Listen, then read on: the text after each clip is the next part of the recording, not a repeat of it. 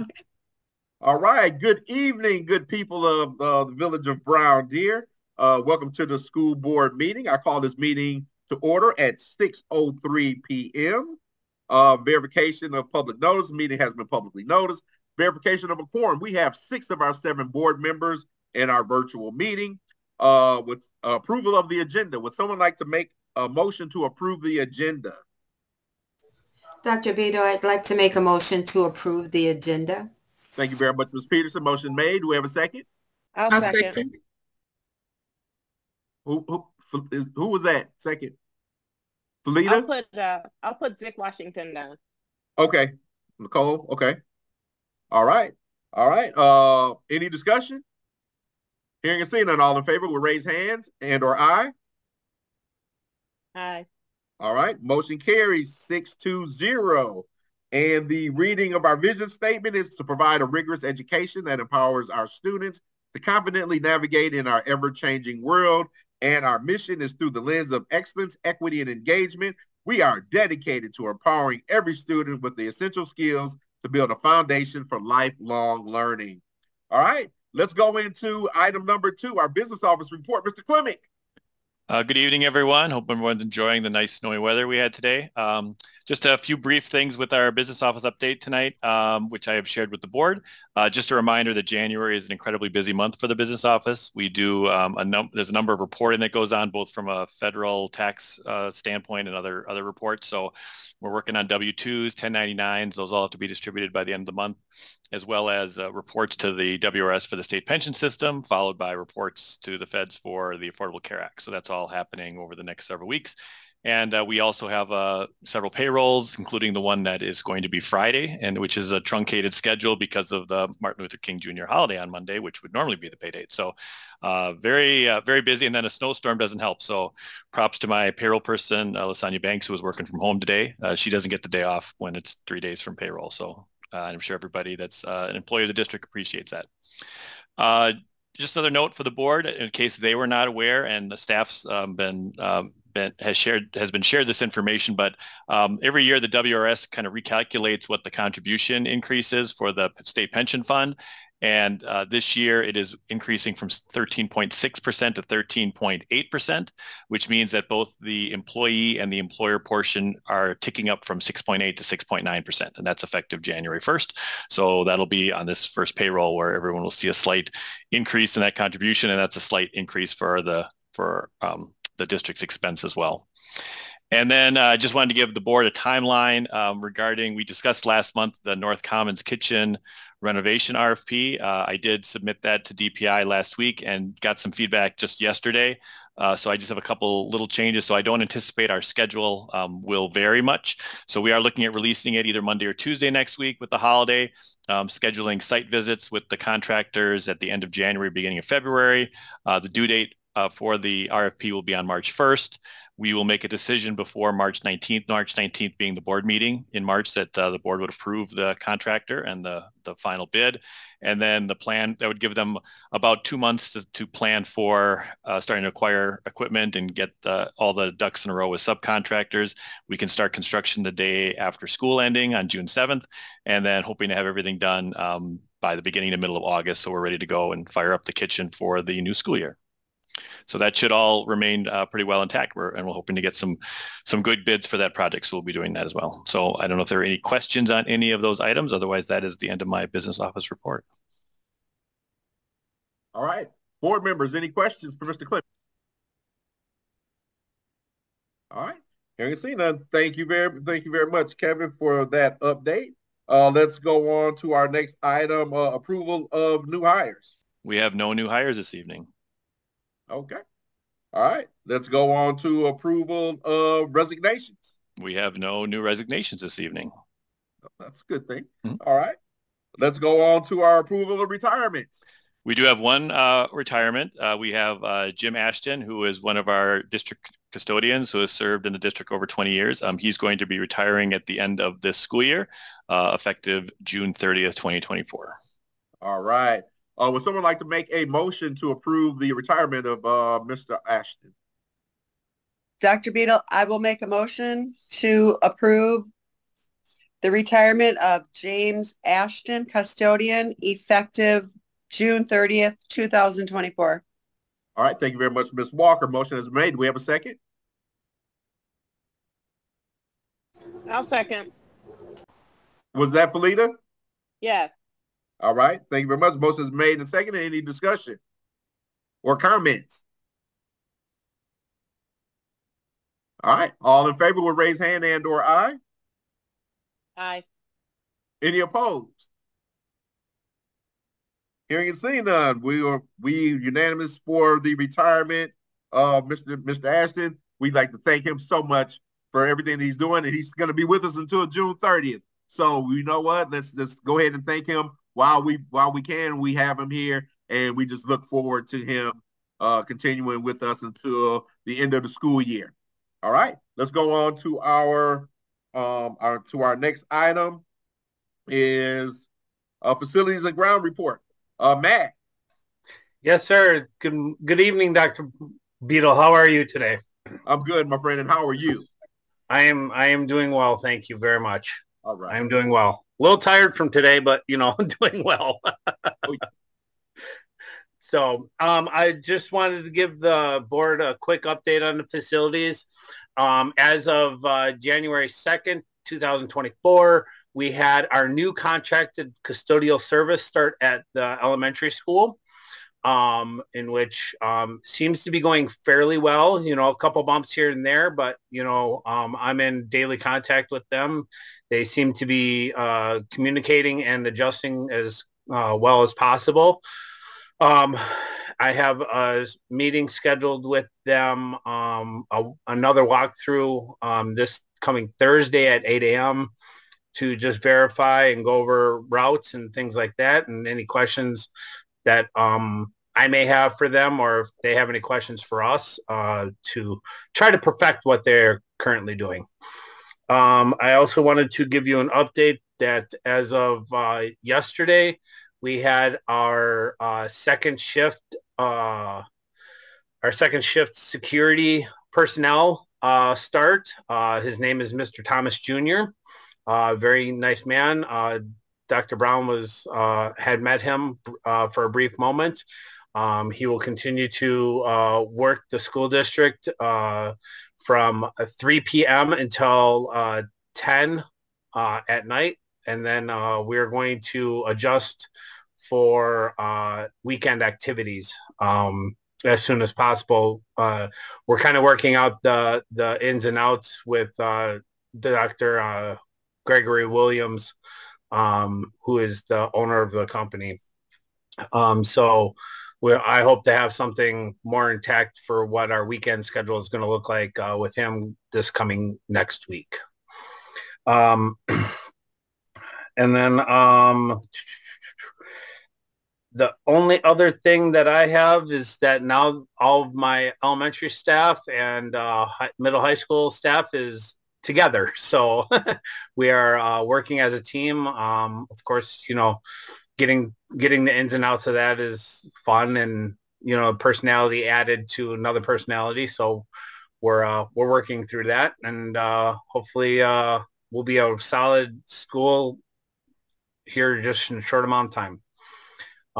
Shy of that, we had snow removal today. Our new snow removal company was there first thing this morning at 4 o'clock, contacting me at 2:30 this morning to make sure that they were ready to roll and make our school district safe for our students and staff, and then awaiting a phone call from Dr. Brown. So we had a busy morning this morning.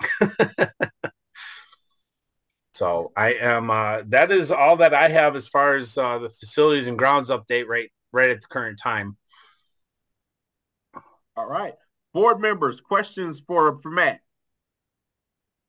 So Matt, just a question with that. Is it set up where they have to get approval from you before they can show up every time, or? Nope. No, they were just, they wanted to communicate with me in case school closed. So that way they weren't in so much of a hurry, because they have other contracts that, still have business in session. So They just wanted to make sure that our school was up and running before the rest of the businesses.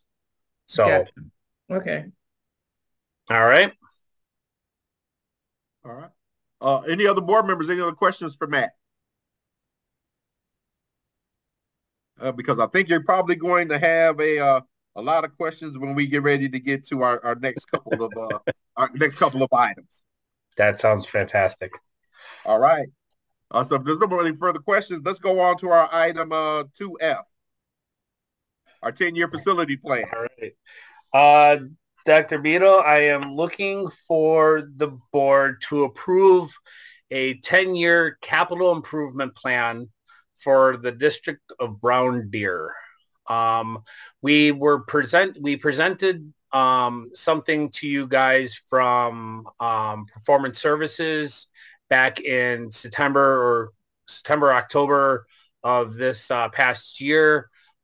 We are using part of what they have as far as the format is concerned, as far as pricing and what we want as far as a 10-year kind of situation, and kind of hoping that the board will go along with this. And what we want to do is have this in place so that if anything were to majorly go wrong, we have the right areas for funds and everything else in place to address those immediate ones, and also to be able to start addressing the issues at hand and start planning for those as well.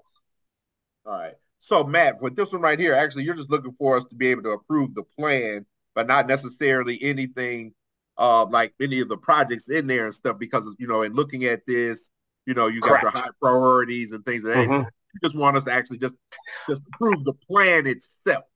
Correct. I want the District of Brown Deer to have something intact, saying that in the next 10 years, this is kind of the hot commodities and the low priorities, and some of the things that we are wishful that is intact, and some things that aren't. So yeah, Dr. Beadle, just to clarify, then this is a requirement to use Fund 46 if you know, we do come across something that, as Matt mentioned, if something breaks down, then if it's on the list, then we could use Fund 46 as it. We don't have to, but we can. It is part of the requirement, and because it's been a couple of years since we've been able to provide the board with a 10-year plan, and since we didn't have money in Fund 46 until recently, it wasn't a big deal. So we just want to make sure now that we have funds sitting in there, that if worst case scenario, we can access those funds by doing something on the list. And that, of course, all of those things would come through board approval before we would do anything anyway. So, okay. I guess my question then goes back to this. Okay, we approve the plan. Now, Matt, the way that now, again, the company actually said what was the high priority, high, medium, medium or whatever have you. Correct. We can use Fund 46. Again, I think I might be putting the cart before the horse. But the things that are high priority, those are the things that we're actually getting ready to try to address essentially within the next year or two anyway, because we have to within that budget, correct? That's correct. We want to start to prioritize the hot items and get you guys aware of it, so that we can see where the funds are going to come and start, organizing, where, who, what, where, when, and why, basically. Board members, questions. I mean, of course, we saw the plan either in September, October. We all kind of looked at it, and we kind of know kind of where we're at in relationship to that. But any other questions you potentially may have for Matt about the plan itself? What is that? Oh, okay. Somebody just anybody that's not actually speaking, if you could always mute your computer and stuff so that we don't have a lot of other noises coming through. But board members, any other questions for Matt in relationship to the plan itself? No, I think it's a good plan. This is Felita Daniels, actually. I think it's a good plan. I specifically like the fact that you break it out into parts in terms of priority areas. from high to medium to low. I think I echoed that at the last board meeting. So yeah, I'm pretty happy with the plan, and I'm happy that the district has a plan to address, many of the items that I think we're gonna see kind of develop as we move forward. Yeah, Dr. Beal, if I can just clarify though, we did rank it. Obviously, there are things that we'll be looking at if there are things that can fit into the budget. But if you tally up all of the high need items, the high priority items, it far exceeds whatever we have access to either through Fund 46 or through a normal operational year. So really, that first part was the discussion of saying, here's what our needs are looking forward. So it's a plan only in the sense that we'll have to address it at some point, but it isn't a plan as though here's the funding we're going to have in this year and here's what we're going to do in that, and the funding the next year. And so that'll be something we'll continue to work through. This is really more of lack of a better term, a legal exercise to have the list. So we have the list available and we can do stuff with it. Right. So we'll be coming back with more fine-tuned information when we get closer to being able to discuss funding and how we would address some of these things. Understand, Mr. Clement. Thank you very much for a little bit more clarity and clarification in relationship to that. And the nice thing, and the nice part about this is from my understanding that, this has been 4 or 5 plus years coming. So, I want to say thank you to Dr. Brown for, help pushing all of this. She was a great advocate for making sure that this got done, and to you guys in a timely manner. So, can't hear you, Dr. Beadle. Oh no, my phone was ringing. My house phone was ringing. I am one of those that still have. I am one of the. We are one of those families that still have a house phone. So I was trying to let my wife just be like, "Hey, let's talk." I understand. I get that. All right, board members. Any other questions for Matt or Kevin in relationship to the plan? If not, would someone like to make a motion?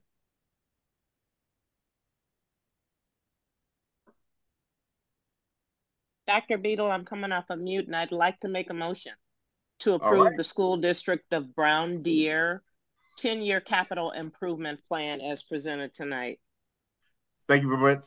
Thank you very much, Felita. We have Dr. Beadle, I'd like to second this motion, Dr. Beadle. All right. Thank you very much, Ms. Peterson. Motion made and seconded. Any further discussion? Hearing and seeing none, all in favor will raise hand and or aye. Aye.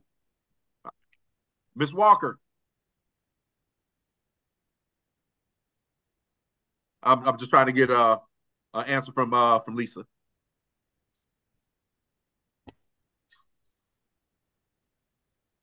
Well, okay, motion carries 5-0. I don't know where she might be having internet issues. All right, let's go on to our next item, item 2G. Matt. Lisa has her hand up, Dr. Beadle. Okay, now I see her. All right, I'm gonna change so it's 6-0. 6-0. Change to 6-0. All right, thank you. All right, let's go on to our next item. Matt. Yes, sir. I'm here. All right. Let's go on to our Central. Yeah. Dr. Vito, I am looking for the board to approve. We got back in November, December, we were approved for the COPS grant, as you well know. What we are looking to do is start moving forward with the COPS grant to make our school safe and start that process that we have been talking about for quite some time now. The first step that we've kind of communicated that we want to try to do is the Sonatrol bit, which is securing all of our doors with alarms and making the fob system a little bit better and getting some well overdue needed care to our security of our facilities, and in which we are looking for the board to approve the quote just for the middle high school for $38,195.00. Given that we would take this money from the grant money, which would have minimal effect on our behalf. So I'm just looking for the board to approve so that we can start this process. All right. Thank you very much. Board members, do you have any questions for Matt before we ask for someone to make a motion?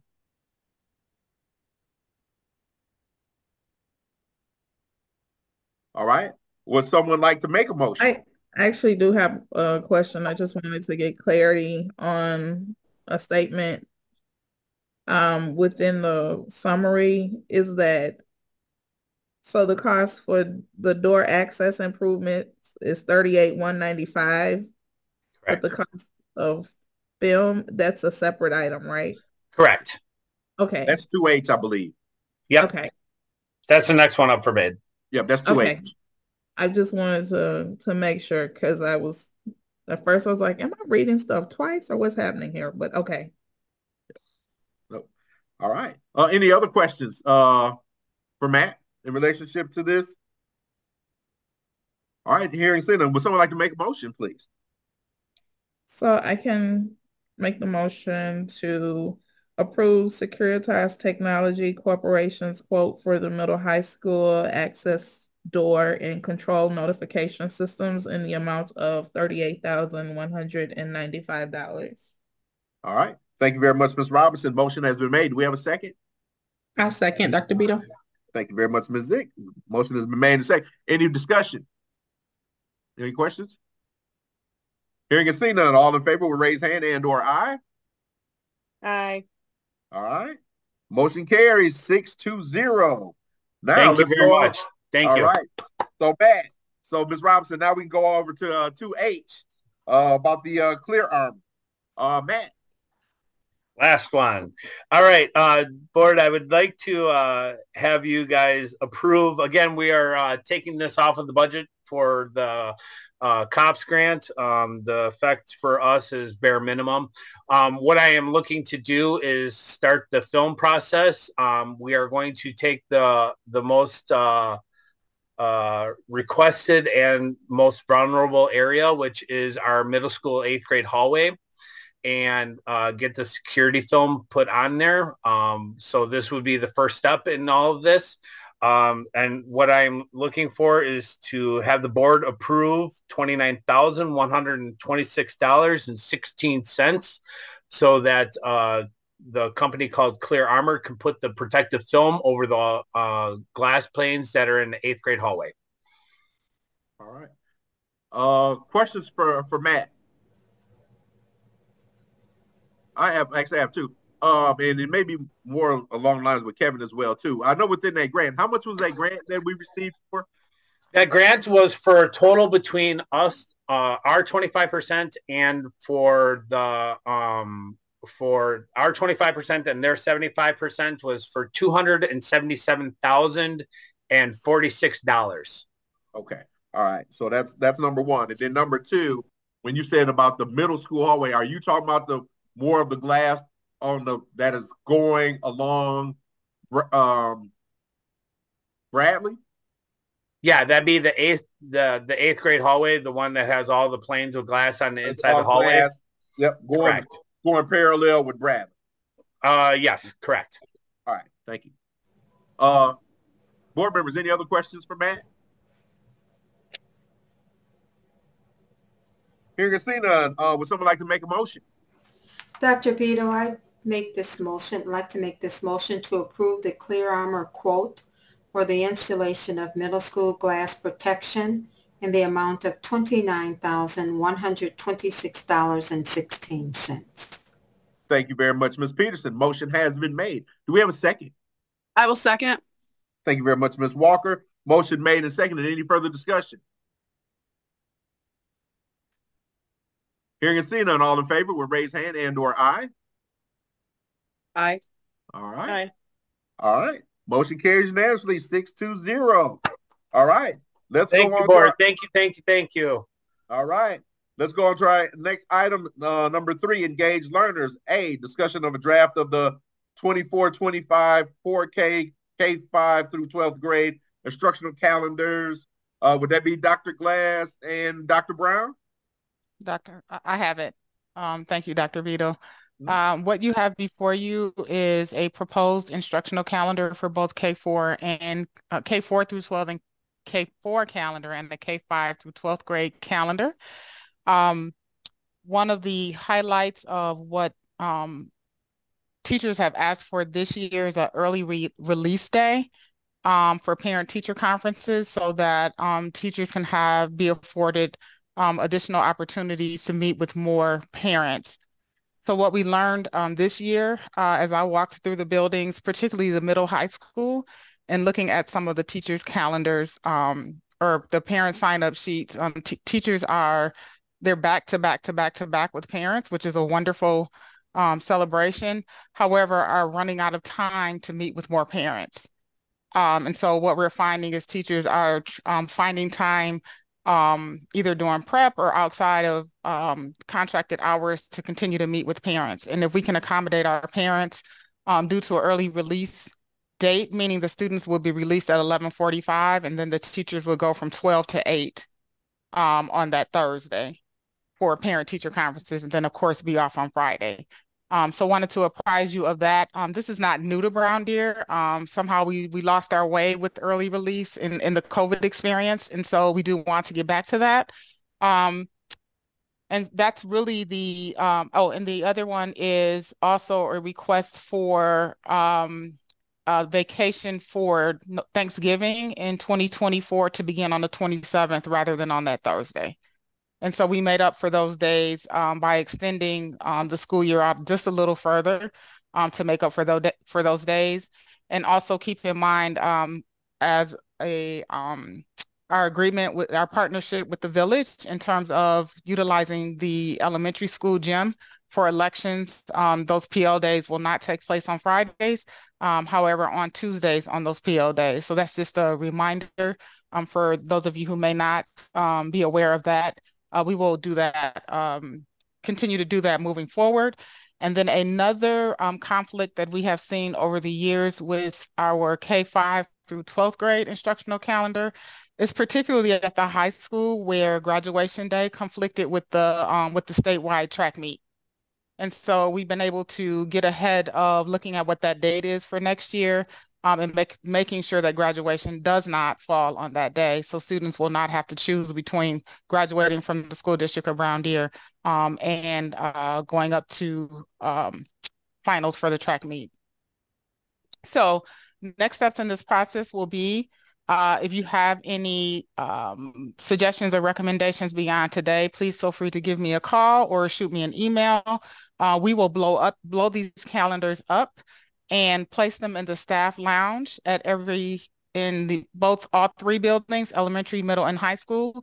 Post-it notes will be next to the calendars, and teachers will be able to provide feedback for considerations or anything we may have missed in preparation for the 24-25 instructional calendar. And if you have any questions, I'd be happy to answer.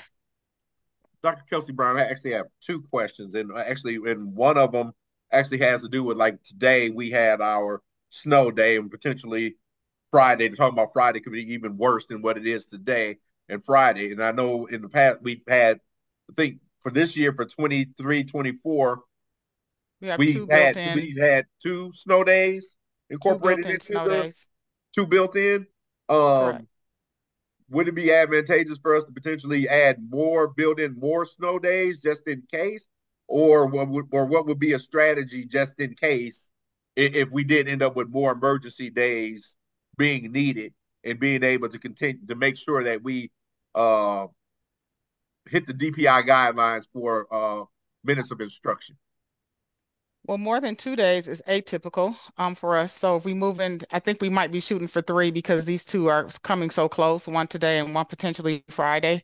But what I would do is have a conversation with cabinet and the principals to see what would make the most sense in terms of adding 1 additional snow day. If you recall, last year we had virtual days. that were factored into our calendar, that could also be an option moving forward, where we could say on a snow day that we will make that could be a virtual day. And so our instructional minutes will continue to count. So we have multiple options in this space.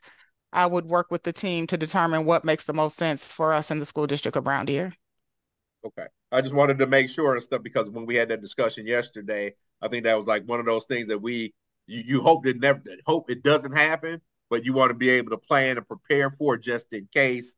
And then that way we've got a strategy to be able to move forward if we do need to do it. Yeah. And Dr. Beadle, I will say that one year we had, I just remember this weather pattern about, it's probably 10 years ago or so, where we had a couple in January and we'd used our days, and then we actually needed another day. And what we did was that third day, because we didn't have it built in, you may remember, we added those minutes in throughout the rest of the school year. So we just added on a couple minutes here, a couple minutes there, just kind of changed the clock calendars a little bit. And that allowed us to make up that last day without having to go further. Yeah. Okay. All right, cool. I just wanted to be able to make sure while we're putting together this calendar and thinking about these different things and stuff to see if we did need to build in anything, and if not, have a plan in place. All right. Any other board members have any other questions for Dr. Kelsey Brown in relationship to the instructional calendars? So I just have one question. Oh no, wait. All right, Felita, then Ms. Robinson. I will keep my question brief. So the calendars these are draft forms, correct? So I'm assuming Correct. that the final calendars will be brought to us for a vote? At the end of this month, yes. Okay, thank you. You're welcome. Ms. Robinson. So I was going to say, just to throw this idea out there, if we know that Friday may potentially be a snow day and we have a couple of days to potentially plan for that, could it be advantageous to make Friday a virtual day just in case we need that extra day? Or do you think the weather will cooperate moving forward? The weather is always unpredictable. I would defer to Kira. I don't think all of our students have devices right now to be able to, for everyone to access virtual learning on Friday. Yeah, that would be the case, Ms. Robinson. So we're 9/12. We are. I'm working with the middle school principals to try to reintegrate a 1-to-1 again. Our elementary has never been 1-to-1, and we've had a system that we did do that, but we moved away from it. It was hard. It was taxing on the staff and everything. So, but it's something that if we had to prepare for it for a day closer to the end of the year or whatever, or if we, if it was something where we knew we were going to make like a PL day, a virtual day for the students or something, we could prepare for that, but probably not this quick. So. Okay. Yeah. All right. Any other questions for Dr. Kelsey Brown in relationship to the instructional calendar for K4 as well as for K5 through 12th grade? Nope. All right. Thank you very much. All right. Let's go on to our next item, and that is open enrollment seats projections. Yes, Dr. that comes Kelsey back Brown, to me. or is that Mr. Clemming? Yes, back to me. So this is the January is the month where we will make the decision on open enrollment seats for the 24-25 school year. And we had a conversation back in December just to kind of introduce this topic.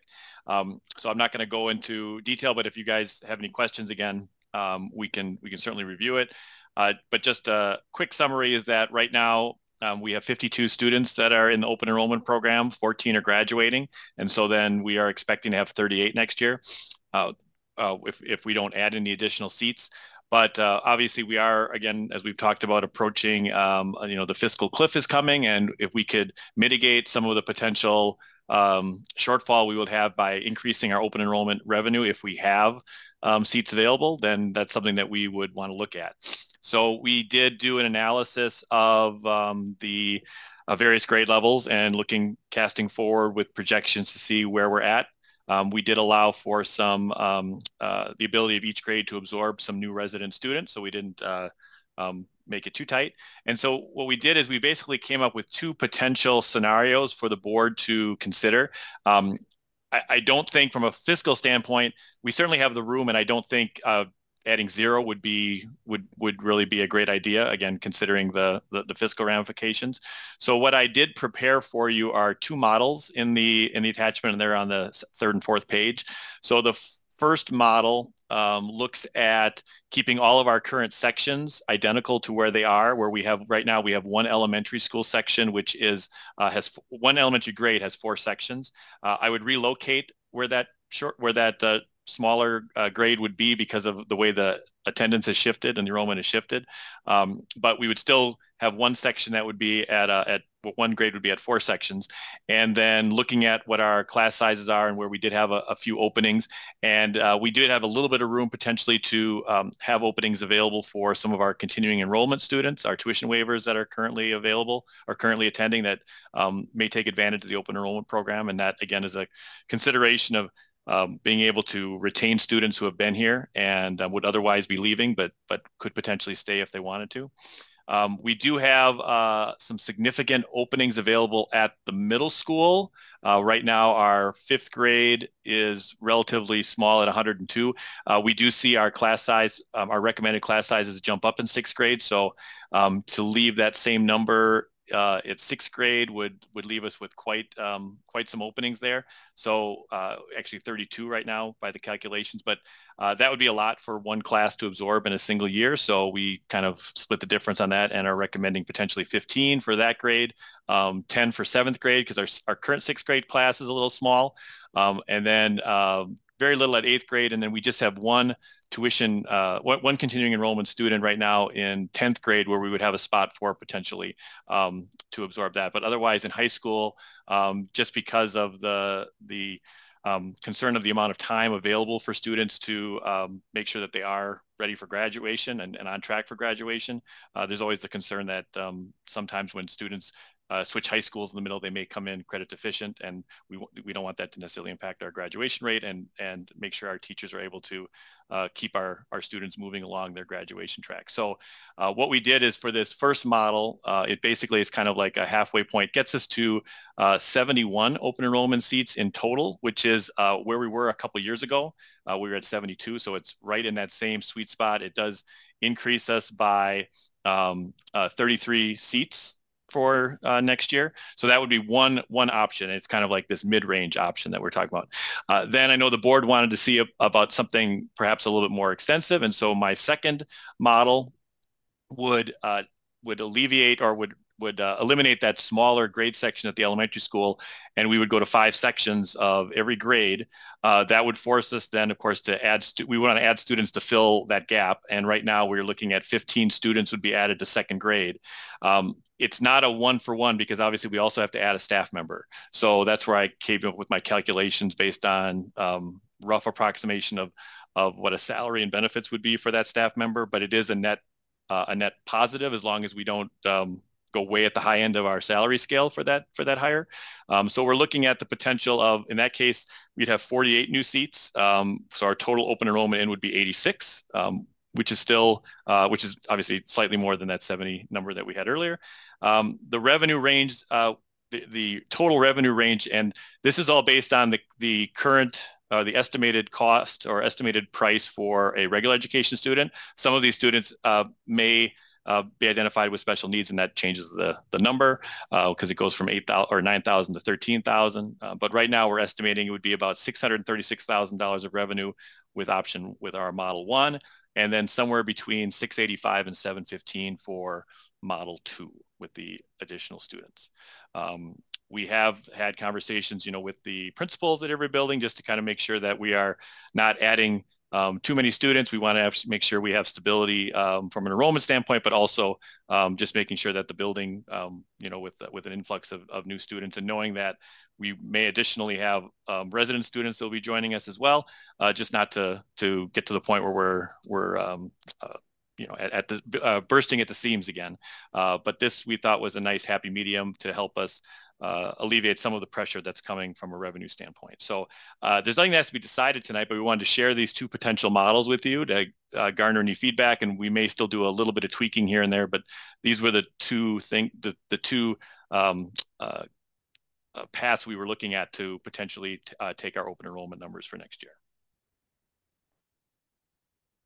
Okay.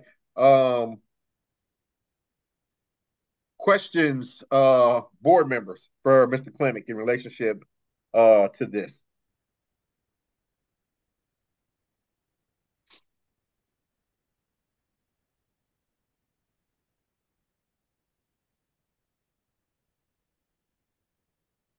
Any questions? Any preference then as well to see if there's one of the two models you're leaning toward? I guess my question would be is this, looking at the option 2, because of the numbers that we'll be bringing in, we'd have to bring in a staff person, of course, and everything else like that.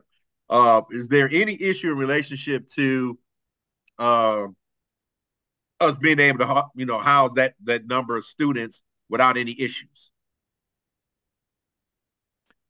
Well, we already saw, enrollment is incredibly hard to predict, obviously. And so we already saw from last year to this year, we saw a drop of overall students. From our September count, we did go from the 1550s to 1529. So we did lose about 20 students, in that count.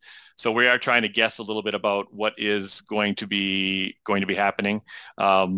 Right now, the other goal, I think, certainly from the elementary school level, I know that in discussions with Mr. Griffin, he, of course, likes to have, he would like to have 5 teachers at every section for some continuity. And then, it's another adult in the building to help from a subbing standpoint and from just overall building management. And so if you have space where we can bring students in to get us to the point where that makes economic sense, that's certainly an option. Again, it isn't a net, it's not every student, there's costs involved with that. So that's just where we're looking at to make sure we bring in enough students to have it make financial sense. We certainly don't want to bring in only a handful of students and bring in a staff member and then end up, taking in less money, because this is really trying to be a balancing act between increasing revenue, because we know whatever seats we put out, we will fill. We have waiting lists every single year. We aren't concerned about that, but it is a matter of if we do continue to see some decline in enrollment in general, this is one way to help offset that. I know I saw a chat pop up that I know there are apartments that are, in the offings. Everything I've seen thus far has been, market rate apartments. And so we haven't seen, we have very few students at either the Bevy or the Green Link, which are the 2 new apartment complexes which have opened up in the last few years.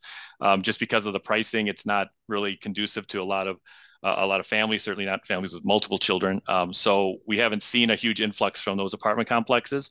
As long as those continue to remain that same, if they're still being marketed that way, which is the way the Village is sharing it with us, I don't necessarily foresee that will be a large influx. I think it'll continue to be whatever the home turnover, happens to be. And we did see, I think after the pandemic, there was a huge influx of housing sales. Now with interest rates higher and that, you tend to see things starting to slow down. So whether we have another summer of turnover where you're going to get some families without children moving out and families with children moving in, again, very hard to predict. So we're just trying to make our best guess and try to do something that we think is kind of a halfway point to balance those two things. We certainly have space to add more students, but I think just from a realistic standpoint, we're like I said, we're just trying to thread that needle a little bit to add some students to gain a little bit of additional revenue, while not making it again to a point where we can't absorb resident students as well. Okay. So Kevin, when would the board actually really need to make a final decision and vote on which one of these options we potentially could be looking at? You have to vote in January. So obviously the plan would be at the next board meeting in 2 weeks. Board members, do you need any other information from Mr. Klimick in relationship to being able to make a sound decision in relationship to these open enrollment seats? Is there any other information that you potentially may need from Mr. Klimick? Dr. Vito, can I just ask a quick question?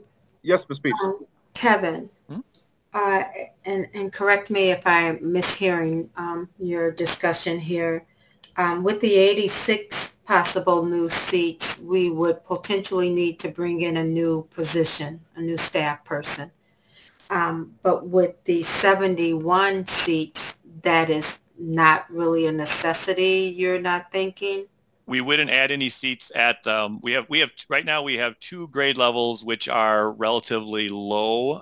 Right now fourth grade has 4 sections. It's probably on the cusp though of where it could use 5.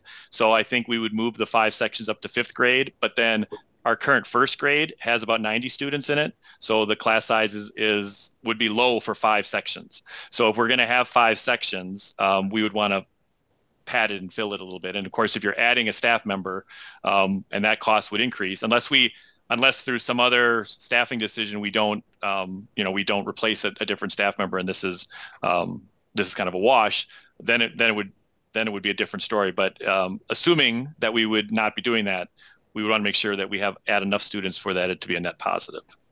Otherwise, it wouldn't be worth doing. I was thinking as you talk to your numbers, approximately $636K adding those 71 students, and upwards a maximum of $715K adding the 86 students with the additional staff.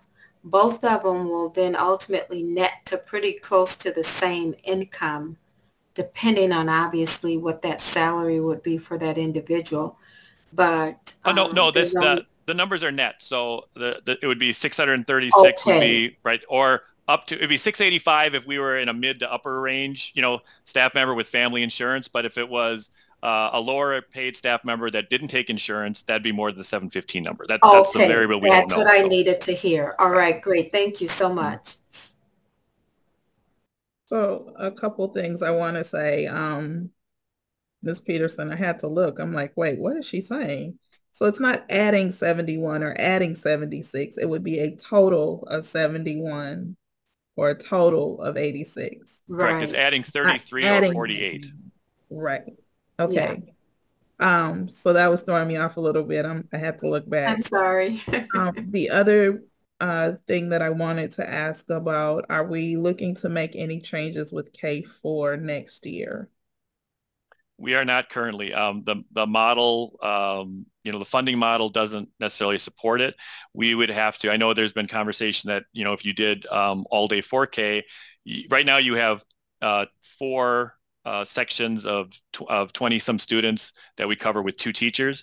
If you took one of those teachers and did all day 4K, we wouldn't get any additional money, and you'd lose 20 kids because you'd only have capacity for 3 sections then, unless you added another staff member to then cover to get either 2 or 1 section. So it's not really in an era where we're concerned about overall spending, that I don't think this would be the time to look at that, because that could end up being a slight loss or a net wash, depending on the number of students that would register for 4K. Okay. So I think, I'm sorry, Dorinthia, if you're done, I have a question. Oh, I'm done. You're good. Thank you. So Dr. Beadle and Kevin, is it, can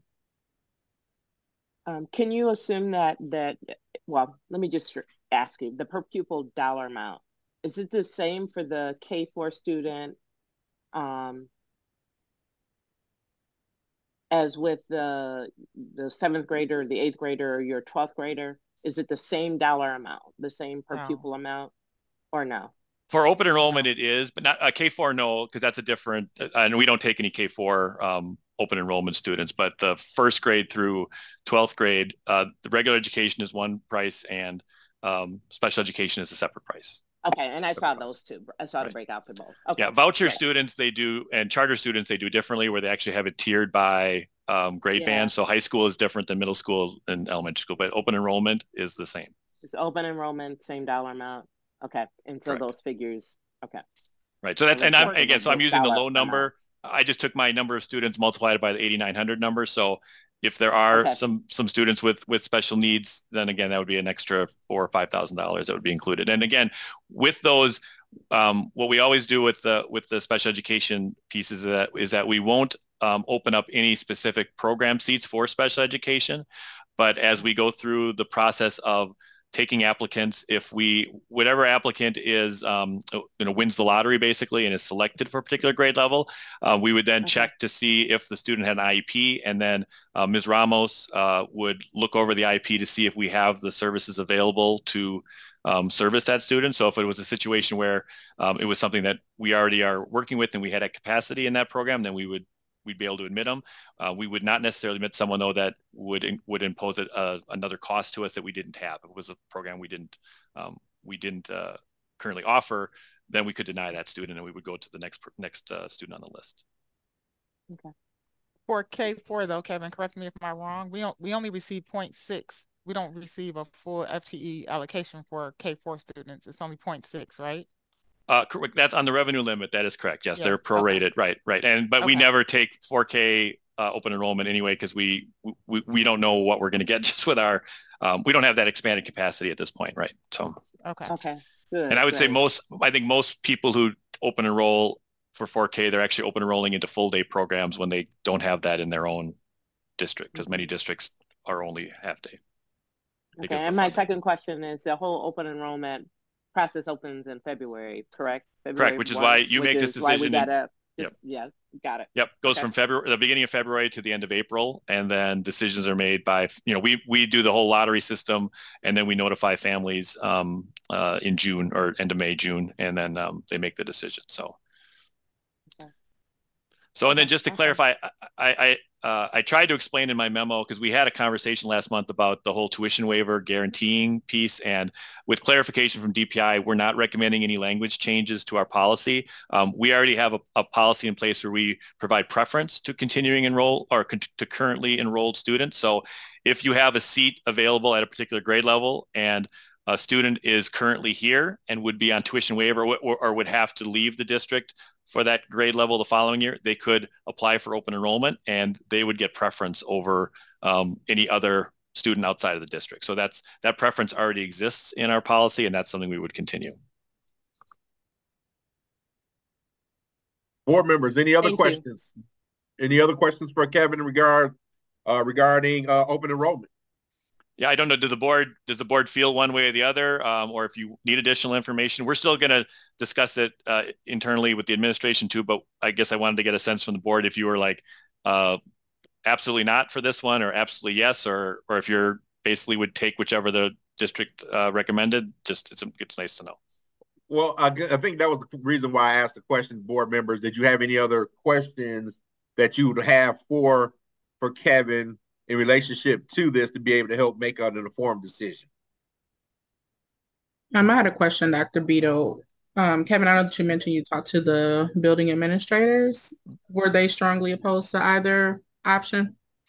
No, I mean, Ms. Brown at the high school, she always expresses concern at the high school. It can be challenging to, especially like at the 12th grade, to have open enrollment seats just because, you're 1 year away from graduation and what that could mean if a student comes in credit deficient. So based on that feedback, we had very little seats at the high school. Mr. Young at the middle school was open to a number of seats. And so just when we started to look at the numbers of actual class sizes, we shifted a little bit, but we're within what he was talking about for a request.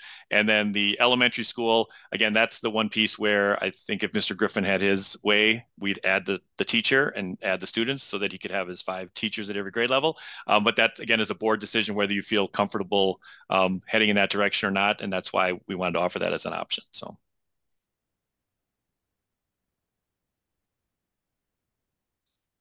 All right.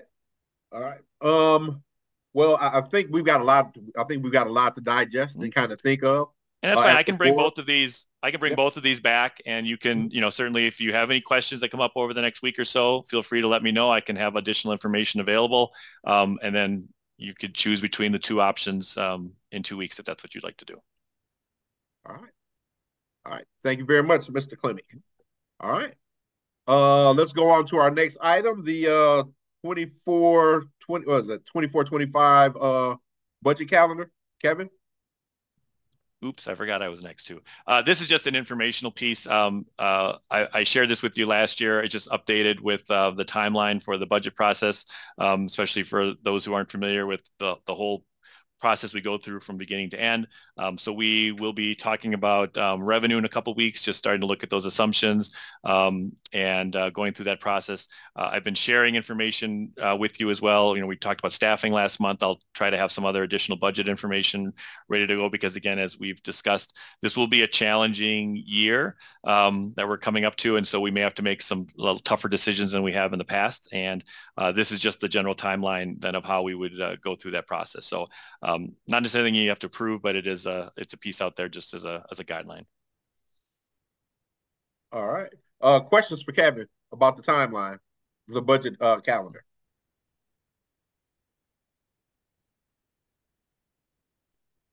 All right. Don't see any. All right. Let's go on to our next item, discussion of the Direct Admit Wisconsin. Yes, good evening again, board members. This is a informational item this evening. I'm not looking for any action from the board.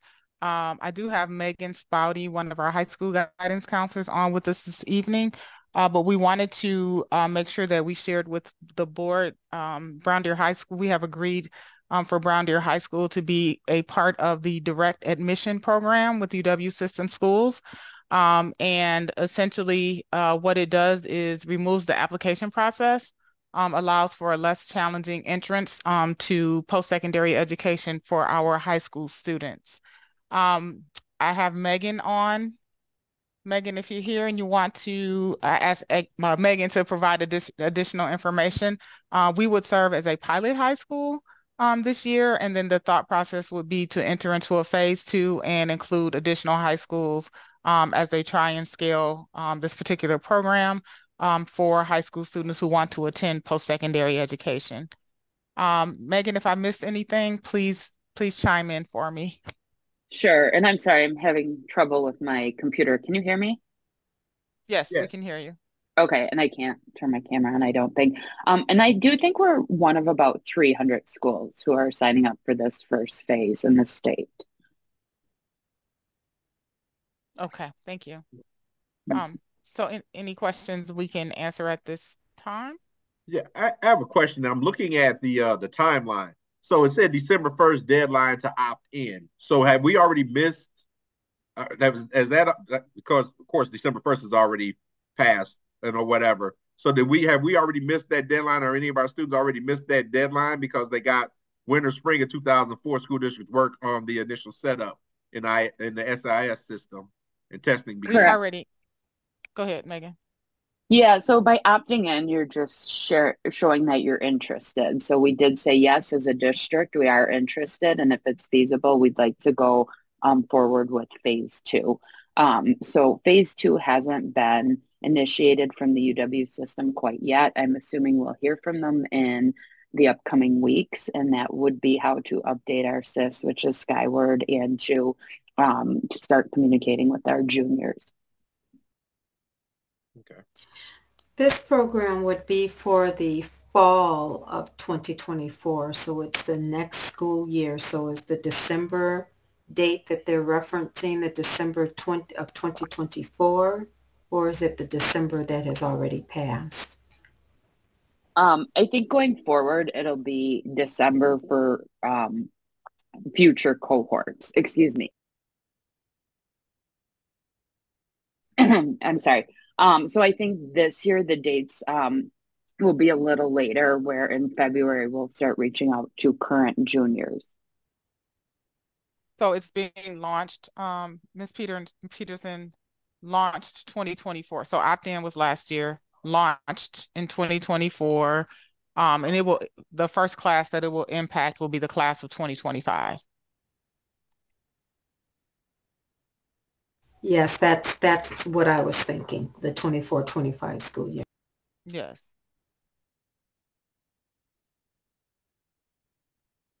So then is it essentially that our students would not have to follow the traditional application process then? Or how would the process actually work? So as a district, we opt in, and then each individual student has the option to opt in or out. So if a student opts in, they're pretty much signing a release saying UW can access their transcript from our system. And then based on the student's GPA and academic units, so for example, how far they've gone in math, if they've gone through the requirement of a certain university, if the student opts in, based on those criteria, then they're matched to 10 different UW schools.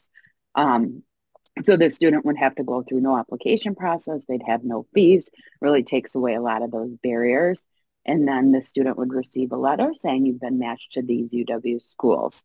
Let's say a student really had their heart set on attending a certain UW school and they weren't matched with that school.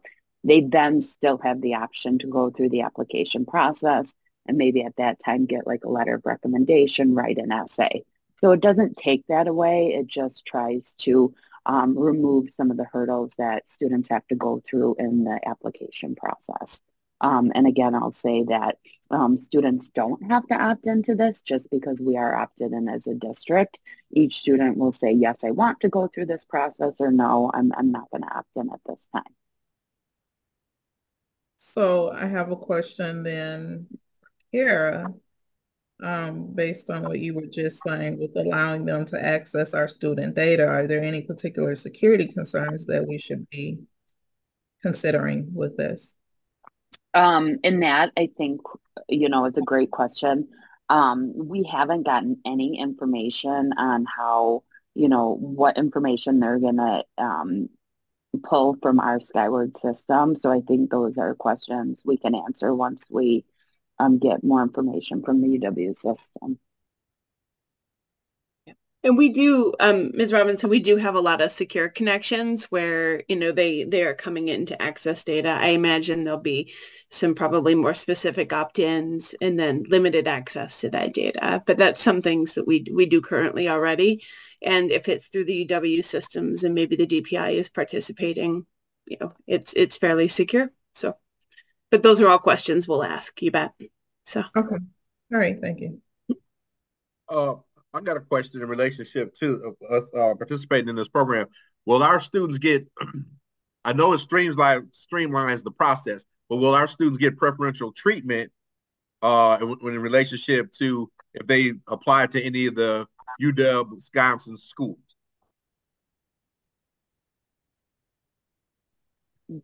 Would they get preferential treatment because they're in the direct admit program? Yes. I don't believe so. I guess my next question would be is when we start talking about the UW system schools, we're talking about all UW system schools, including Madison? No, 10 out of the 13 schools are currently participating in the program. So the 3 schools that are not participating are UW-Madison, Eau Claire, and La Crosse. So students would have to apply to those schools separately from this program. Right. And I guess my last question is going to be is I know when our students apply to those different UW system schools, there's a price that, I just think it's like $25 or $35. I'm not exactly sure. Would that fee be waived because they're in this program to where they wouldn't have to pay that fee, the application fee? So currently, only those 3 schools require an application fee. So none of the other UW schools require an application fee at this time. And prior to this year, students had to request a fee waiver from their counselors to submit to the universities, where now the UW system is letting students self-request a fee waiver during the application process. So they're really making that easier where students don't even have to go through the counselors to get that fee waived. Okay. Thank you. And I just have one last question in terms of just the application process. Will students still utilize that whole Common App? And that one app that they complete, would that apply to the 10 UW schools? Once, I guess my question is, does the student just place one application, which is that Common App, and that'll get pushed out to the 10 schools in the UW system that you just mentioned? as of now, not every UW school is on the Common App.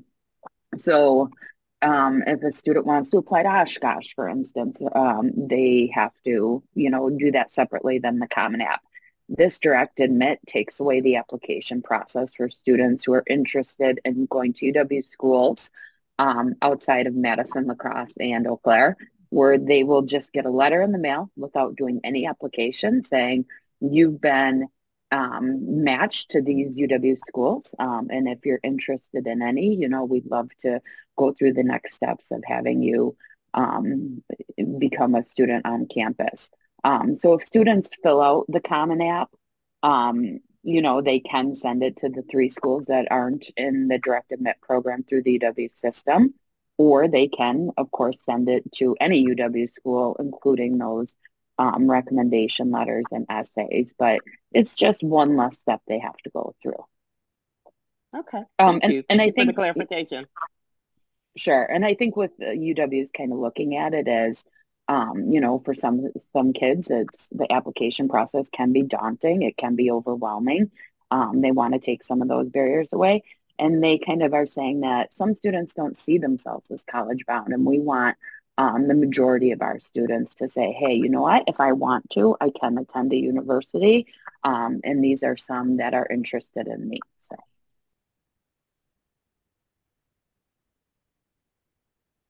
All right. Any other questions?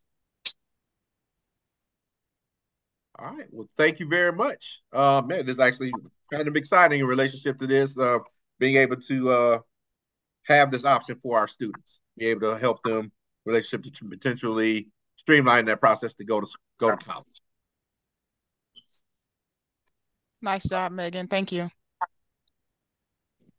All right. Let's go on to our next item is C, discussion of Act 20 literacy legislation.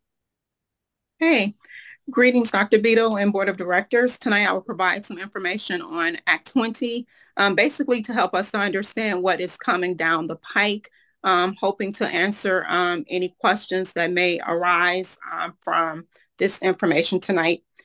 I will start by defining Act 20. Act 20 states that all Wisconsin schools are required to provide science-based early literacy instruction in both universal and intervention settings. Science-based early literacy instruction is defined as instruction that is systematic and explicit. So they're looking for reading instruction that is founded in phonological awareness, phonemic awareness, and phonics. They're looking for curriculum that embeds building background knowledge, oral language development, and vocabulary building, instruction in writing, and instruction in comprehension, and finally, reading fluency. When it comes to the curriculum that we have right now, we're using units of study, Fontes and Pinnell, as well as Learning Without Tears. Collectively, these particular pieces meets maybe like 85 to 90% of what Act 20 is requiring. However, we will have to decide as a school system whether we will supplement the curriculum pieces that we have or whether we will do a total curriculum adoption. To date, BDE is forming a curriculum adoption committee just to investigate where we are. We did begin this work last year.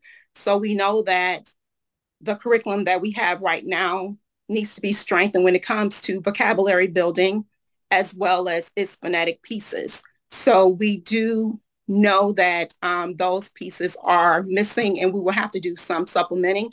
But overall, we will have to look to see financially, does it make more sense to supplement or to adopt? Any questions on the first part of this act, which is demanding curriculum? I guess my question is, I know that we've purchased and we've gone through in the last 2 years, purchasing of different curriculums and things of that nature. Just be looking at us potentially purchasing additional curriculum pieces, or would these be enhancements to what we already have, or would this just be a bringing in a whole brand new curriculum if we went through this? Okay, so the committee, great question. The committee that is being formed at BDE now is working to answer that question. Right now, we know the information that I just shared with you, like those 5 key components that the state is asking with Act 20. However, the state has not released a crosswalk to let us know this is where we are right now, but this is the desired state with Act 20. They are looking to have that crosswalk ready for districts and teachers early spring. No definite month nor date. I was just told early spring. So we want to do what meets Act 20 that's most cost effective. Okay. The second component of Act 20 talks about assessments. So in addition to the regular embedded assessments that curriculum come with, the state will have schools and districts to assess students 3 times a year, and this will be applicable from grades K4 to 3rd grade. So the state will mandate that assessment, and then they will also tell us what that assessment is. This assessment will let us know if students in K4 through 3rd grade will need any type of further diagnostics or intervention. If they fall within a particular percentile, then the state is saying that the school must provide intense intervention on a personal student-by-student basis. Okay. Right now, for most of us, if we're doing like a whole, small whole, that small serves as a time where we're meeting within groups. But this act mandates that this is individual student-by-student monitoring. The next thing when it comes to assessments, if by 3rd grade, if students have not met the criteria of Act 20, they're not performing proficiently within the curriculum that's been mandated by the state, then the school and the district must provide what they're calling intense intervention, intense tutoring, and intense summer school programming. And that has to happen prior to them going to the 1st grade. So the verbiage that I'm using, intense intervention and intense tutoring, that's all state language. They have not defined what it looked like, whether the school can provide it or we would need a 3rd party to provide it. Okay. Any questions around assessment in Act 20?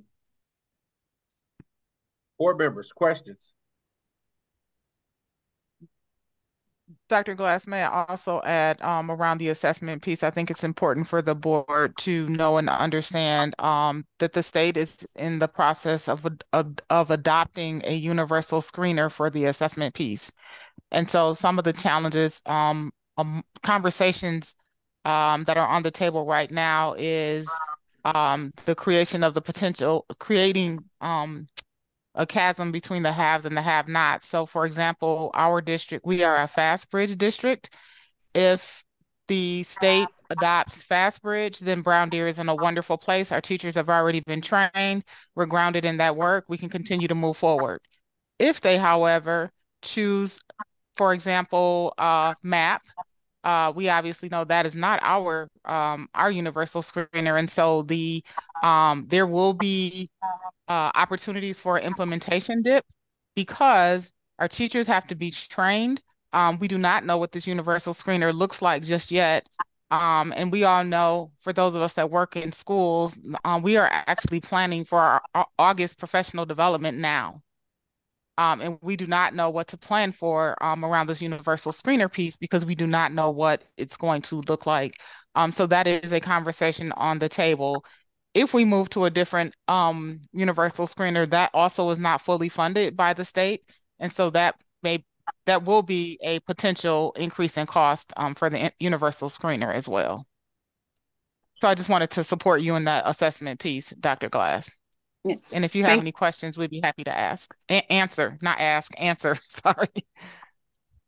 Yeah, thank you for adding that. And that piece to which Dr. Brown spoke of us not knowing exactly what the state is going to be asking for, that also points to the curriculum as well. We're in the middle right now of planning PD for the summer, but if we're going to need to adopt a totally different curriculum, then that poses challenges for us. The third piece to which this bill speaks is staff capacity and training. Teachers who are in K-4 through third grade must participate in a state mandated training between now and the 2024-25 school year. We do not know what the training is going to look like at the moment. We do know that per the research that I've done, that it may be through third party, it could be through literacy coaches, and then some of that work is being contracted with CESA 1, in which our teachers in K-4 through third grade have already been registered to participate in Act 20 training February the 15th of this year. Any questions about staff capacity and training? So I think, judging by your presentation, Dr. Glass, the rollout is immediate in terms of the implementation of the legislation that just got passed. One would think that the legislation is here. However, the inner workings and the rollout of the legislation is still in works. For example, you heard me say that the initial crosswalk, the work that needs to be done to let schools and districts know how what they're doing in their schools right now align to what the state has mandated, right? That work is not, it's not ready yet. And so we're all in the same place where we're wondering. We know that they're still hiring literacy coaches and different third-party contractors to get this work rolled out. However, for us who are in schools, as Dr. Brown said, it's January. So we're already planning for the fall. So it's sort of challenging for us, but we're going to do the best that we can. And the other piece too, Felita, is there's also a position description out there to hire a director for this Office of Literacy. And that position has not been filled either. I will share with you that my advocacy for our school district with our state superintendent at a meeting last Friday was to work with the legislators to reconsider the timing for the launch and for the implementation so that we can do this work right and so that we can do it well so that it impacts our students. And so if our teachers are not well trained, lack of proper implementation could impact the performance of our children. And so that's been my advocacy for, again, not pressing pause, but to create a timeline that's efficient and that works in the spirit of what our teachers the information we will need to provide to our teachers, but also bringing all of these pieces of the puzzle together. And so we will work very closely in terms of the information that we have right now, but it doesn't give us a whole lot of leverage in January already to really say what we will or will not do. And so we are not in a position to bring anything to the board yet until all of those pieces have been solidified. Okay, good enough. But I just want to thank you, though, for setting up a committee because it's, I'm assuming that the committee is doing the work, just really kind of looking at all of the pieces that are included in this legislation and, for lack of a better word, aligning it or looking at ways to integrate it into the district before it's actually launched, which, yeah. Okay. Thank you, Felita. Yes, thank you. The final part of this, of course, are for us to look at the financial costs and the budgetary impacts. Act 20 is not fully funded, so I'm going to go over what we know as of right now that will be funded or somehow supplemented by the state. So when it comes to the literacy screening assessment, we know that the state will provide that assessment to schools and districts with no cost.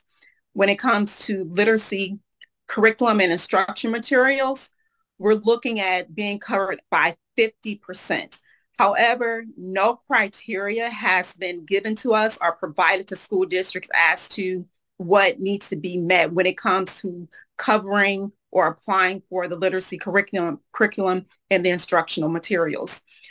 Finally, there is a diagnostic assessment involved with this, and we will receive partial funding for that. When it comes to training for the teachers, coaches, any type of third-party units to roll out and support Act 20, that work is not supported. So what does that mean for us as a district? That we will have to cover what is not covered by the state. Again, we don't know exactly what that looks like at this moment, but we do know that it will have budgetary implications for the school districts.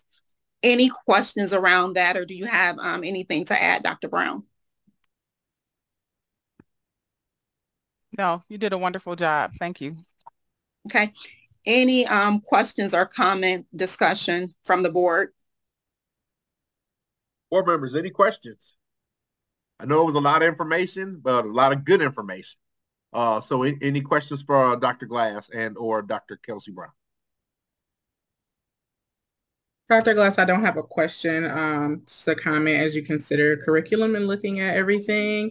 One of my current reads is The Knowledge Gap. I don't know if you've heard of that, but the author also has a lot of great podcasts. So as you consider like looking at curriculum or what your recommendations are going to be as far as revamping curriculum, I would consider looking at that as well. It's been really insightful for me. Okay, thank you for sharing. Who is the author for The Knowledge Gap?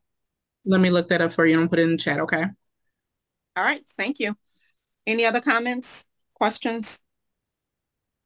All right, thank you, Dr. Little. It'll just be interesting to see how this all plays out. It seems to be common practice, particularly around education, where legislation is passed with no plan of implementation. So we will work with you to keep an eye out, and hopefully things will be determined in a manner that we're able to actually comply and benefit our students versus harming our district. Okay, thank you. All right. No further questions? All right. Let's go on to our next item is our quarterly staff retention report. Would that be Mr. Klimick or Ms. Jackson? Take it. Oh, Dr. No, Ms. Jackson is not on this evening with us. Our report for this quarter is we've had one teacher leave.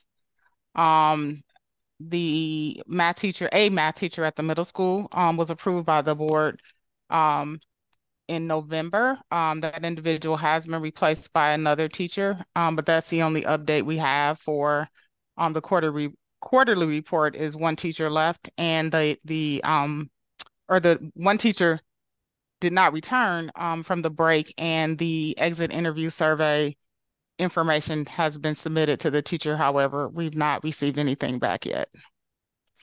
But we do know, just in the conversation, that it was for family reasons, I believe. So that's the quarterly staff retention report. So we are doing well and moving in the right direction. All right. Board members, questions for Dr. Kelsey Brown? All right. Thank you very much. Let's go on to our next item, our item number E, our parent and staff engagement survey from School Perceptions. Yes, we have Darren Sievers with us this evening. Darren, thank you for joining us. Number one. Number two, thank you for engaging us in the survey. We started this conversation back in August, agreed upon the questions that we wanted to disseminate to our parents as well as our staff. And so what we will do is turn the meeting over to you and let you take it away. Great, thank you. Good evening, everyone. and thanks for having me. My name is Darren Sievers, and again, I'm a project manager with School Perceptions. I've worked with them for 2 years, but prior to that, I'm very familiar with Brown Deer because I worked for the Slinger School District for 27 years. Way back in '95 when we were part of the same conference with Brown Deer, I was a high school guidance counselor, and then I held a number of positions. The last 9 years, I was superintendent, but for family reasons, I needed to take a position a bit more mobile. And so I was hired by School Perceptions. We use them in Slinger on a regular basis to pass a referendum, remodel our facilities. I did these same staff and parent surveys in Slinger a couple of years ago. And so I'm very familiar with the products. And so I accepted a role with the company on the other side of the table, working with districts to gather feedback from parents and staff to improve parent satisfaction and improve employee retention. I have a lot of information to share tonight, so I'm going to walk a very thin line between rushing and going too slow where it's just overwhelming. Know that at the end of each presentation, the parent report and the staff report, I've got summary slides, 2 summary slides that show you the areas that we consider the strengths of the report and the areas that maybe have some room for improvement. Again, you don't survey just to try to find areas for improvement. You also want to protect and maintain your strengths. So with that, I'll begin with the parent report. This is the table of contents. We'll talk about a little background, talk about who responded to the survey, and then we'll dive right into your results. A little background about the company. We've been in existence for 22 years now. We've done over 10,000 staff, parent, student, and community surveys in all 50 states. In fact, I give a presentation in an hour with the district in Arizona. For your survey for parents, we had a deadline. We gave it back in September, early October, and had a deadline of October 20th. You had 322 parents respond for a participation rate of 24%. For context, our company average response rate is 30%. So that's a very good response rate, very reliable in terms of the data we gathered on your behalf. Parents responded saying which school do they attend. Very nice distribution here. 51% from the elementary, 43% the high school, 39% the middle school. I'm guessing that's also very commensurate with the enrollments of each building and the grade levels. As we look at the next slide, also a very nice balanced distribution of responses per grade level. Also, we do ask the question, which of the following services and programs are they a part of? Do they receive free and reduced lunch? Are they part of special education? So we can disaggregate any of the data I present to you tonight in a number of ways. Tonight is just the summary report, overall findings. And then we do ask them a raised question, just so we have, again, we can disaggregate the data and look and make sure all races are supported equally. Then we ask them, one of the first questions of the survey, what are the 4 areas that the parents believe should be the focus of the district? And again, you'll get a copy of this report, but just to highlight, their number 1 priority throughout the survey, safety and security. Number 2, recruiting and retaining high quality staff, which I know is a focus. Student behavior. And then shortly, slightly below that, mental health services, which is in the top 4 for nearly every district I represent this fall. Mental health services are a significant concern, followed by the trades and college credit opportunities like your direct admit program we're talking about tonight.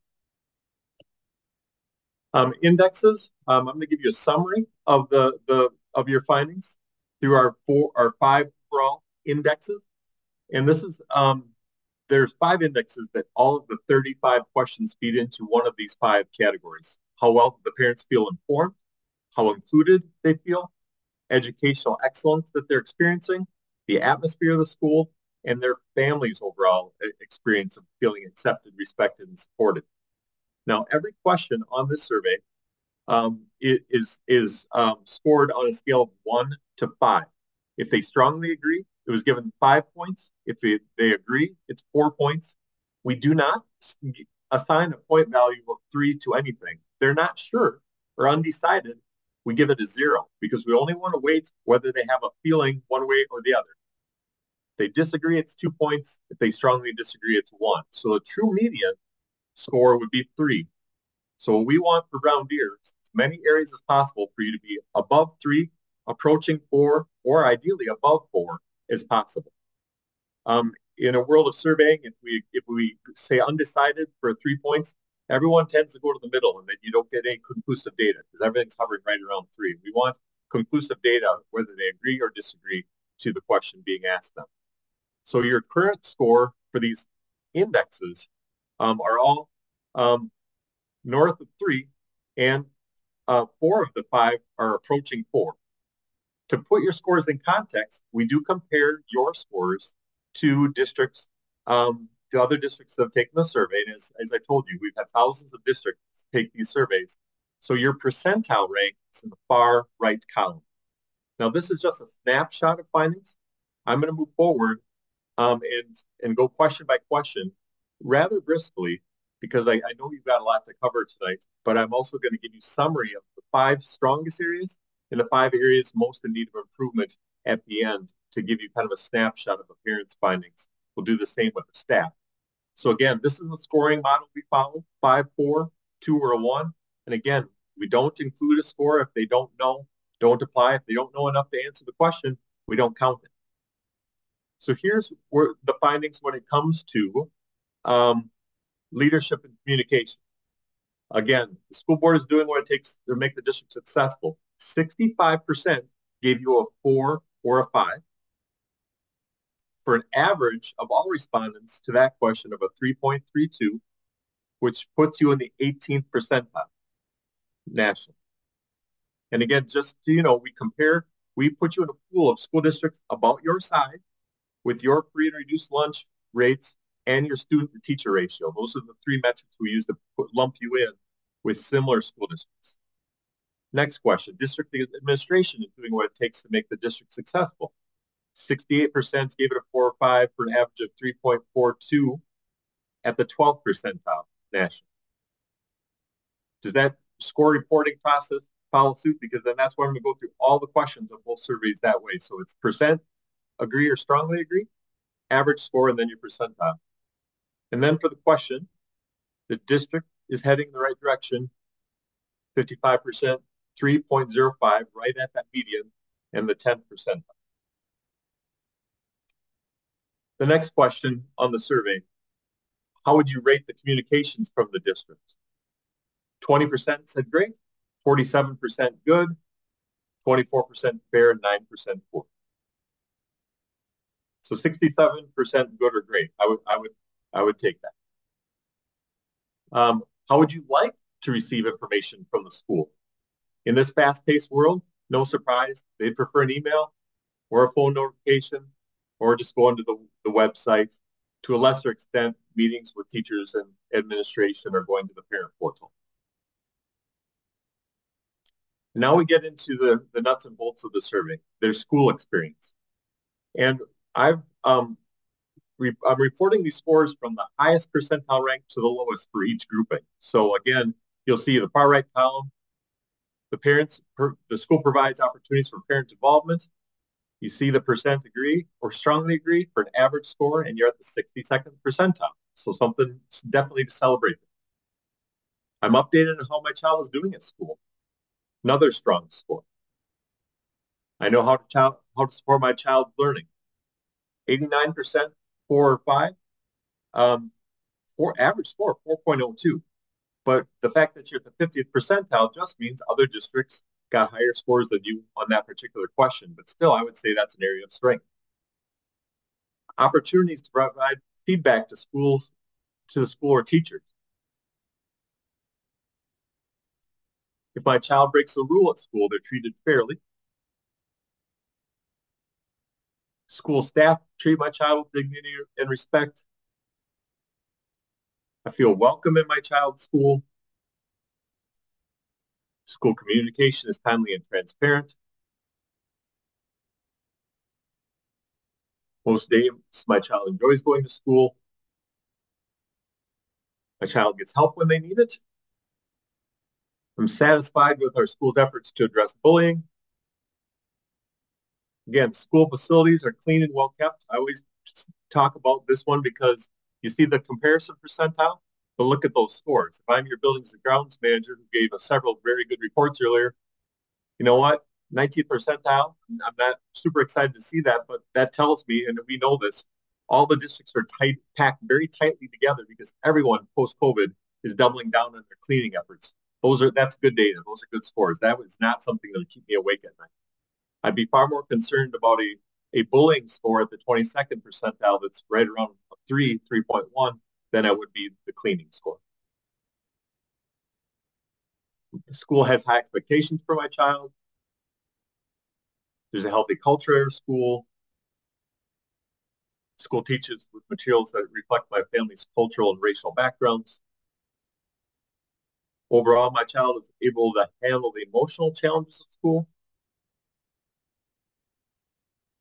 Have at least one staff member I feel comfortable contacting when I have an idea or concern. I'm satisfied with how much my child is learning. And then the safety concern that they expressed early on, that was their top priority. My child feels safe at school. That's at the first percent. We do ask a question, how is the district doing in terms of the overall amount of homework their child is asked to complete? 62% just right, 24% too little, 5% too much. Are they participating in an after-school activity? We measure this because it's a good measure of student at-risk factors. If they're involved in something beyond the learning day, at-risk factors tend to go down. And then we do ask an internet question, maybe not as relevant for a Brown Deer or a Slinger, but we serve a lot of districts in North Dakota, northern Wisconsin, where they're maybe going one-to-one. And so they need this data to know whether they can effectively have that virtual snow day the board is talking about earlier in the meeting. So your top 5 scores, opportunities for parent involvement, updating on progress, supporting the child's learning, opportunities for feedback, some good communication definitely going on there. And if my child breaks the rule, treated fairly. Bottom 5 scores, materials reflect the background of the family, emotional challenges being held by their child, connectedness with a staff member, the amount that children are learning, and safety. So then our closing question on every survey we give, and we do a lot of referendum surveys, operational capital, we always ask on a scale of 0 to 10, how likely would you recommend the school district to a friend or family member? Your score came out at an average of 5.8. The average for the districts that answer this question is a 7.34, which puts you at the 7th percentile.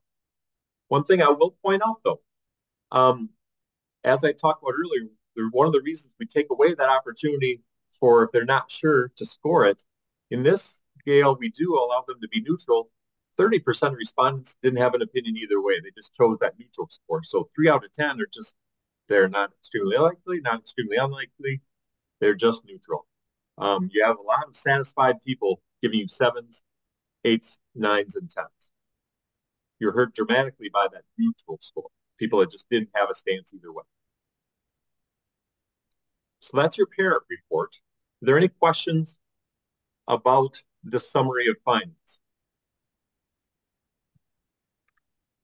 Board members, questions? I guess my question is when you started to talk about within the percentiles. So you said that our survey results were posted against likewise districts like ours, or yes, size, poverty level, free and reduced count percent, and then student to teacher ratio. So staffing ratios, size, and economic circumstances.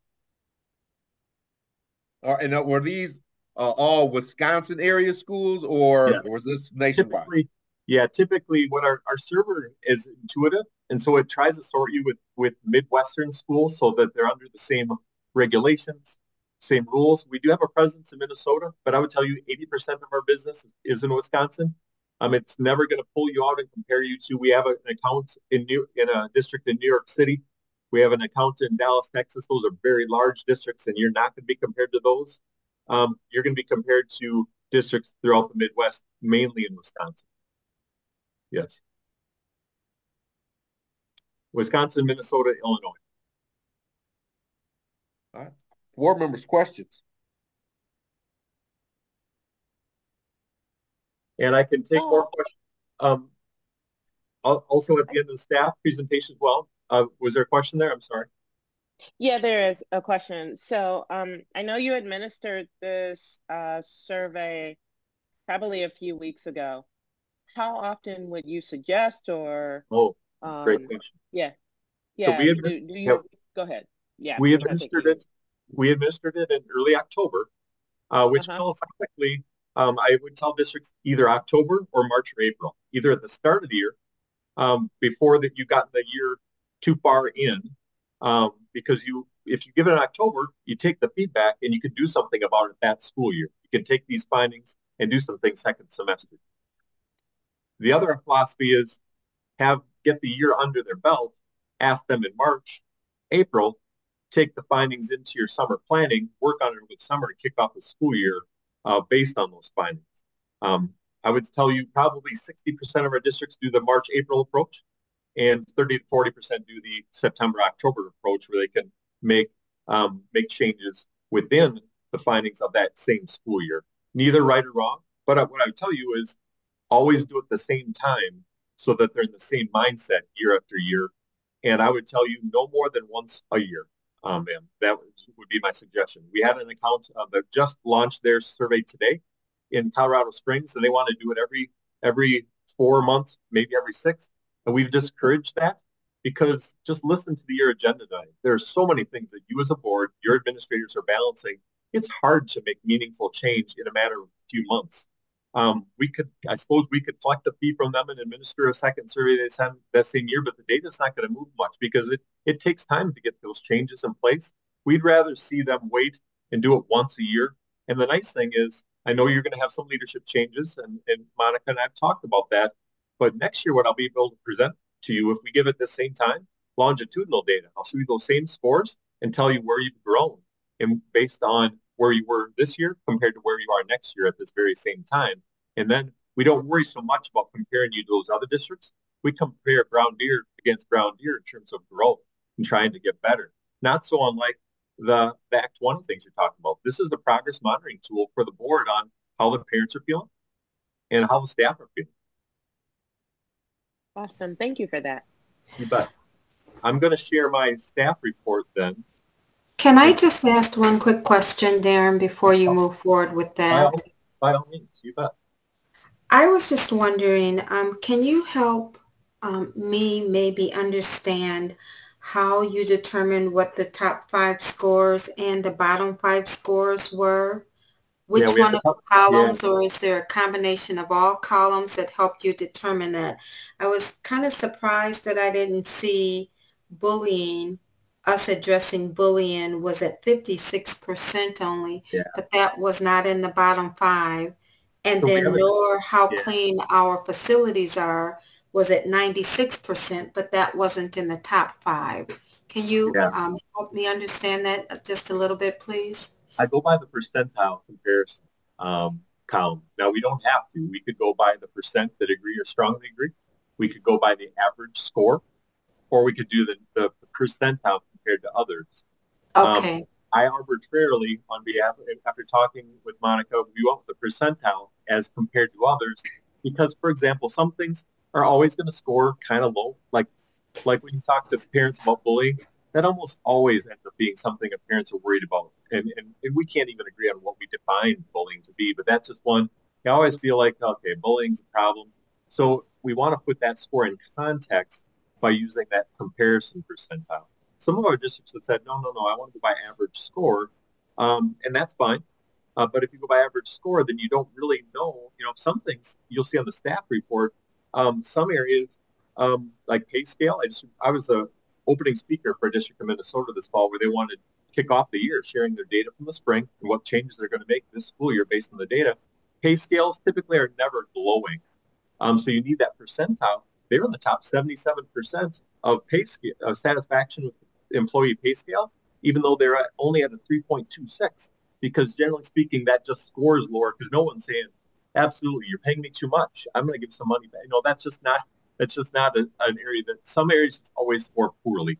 And so that percentile gives you context of how you compare to others, which is how we tend to look at a lot of our data. Test score data, how's Brown Deer doing compared to other schools in your conference. But I can sort it any way this board wants. That was just how we chose to do it for this report. Okay, I appreciate it. Thank you so much. Yeah, you bet. So the staff report, I'm going to skip all the opening because the opening slides are standard for the company.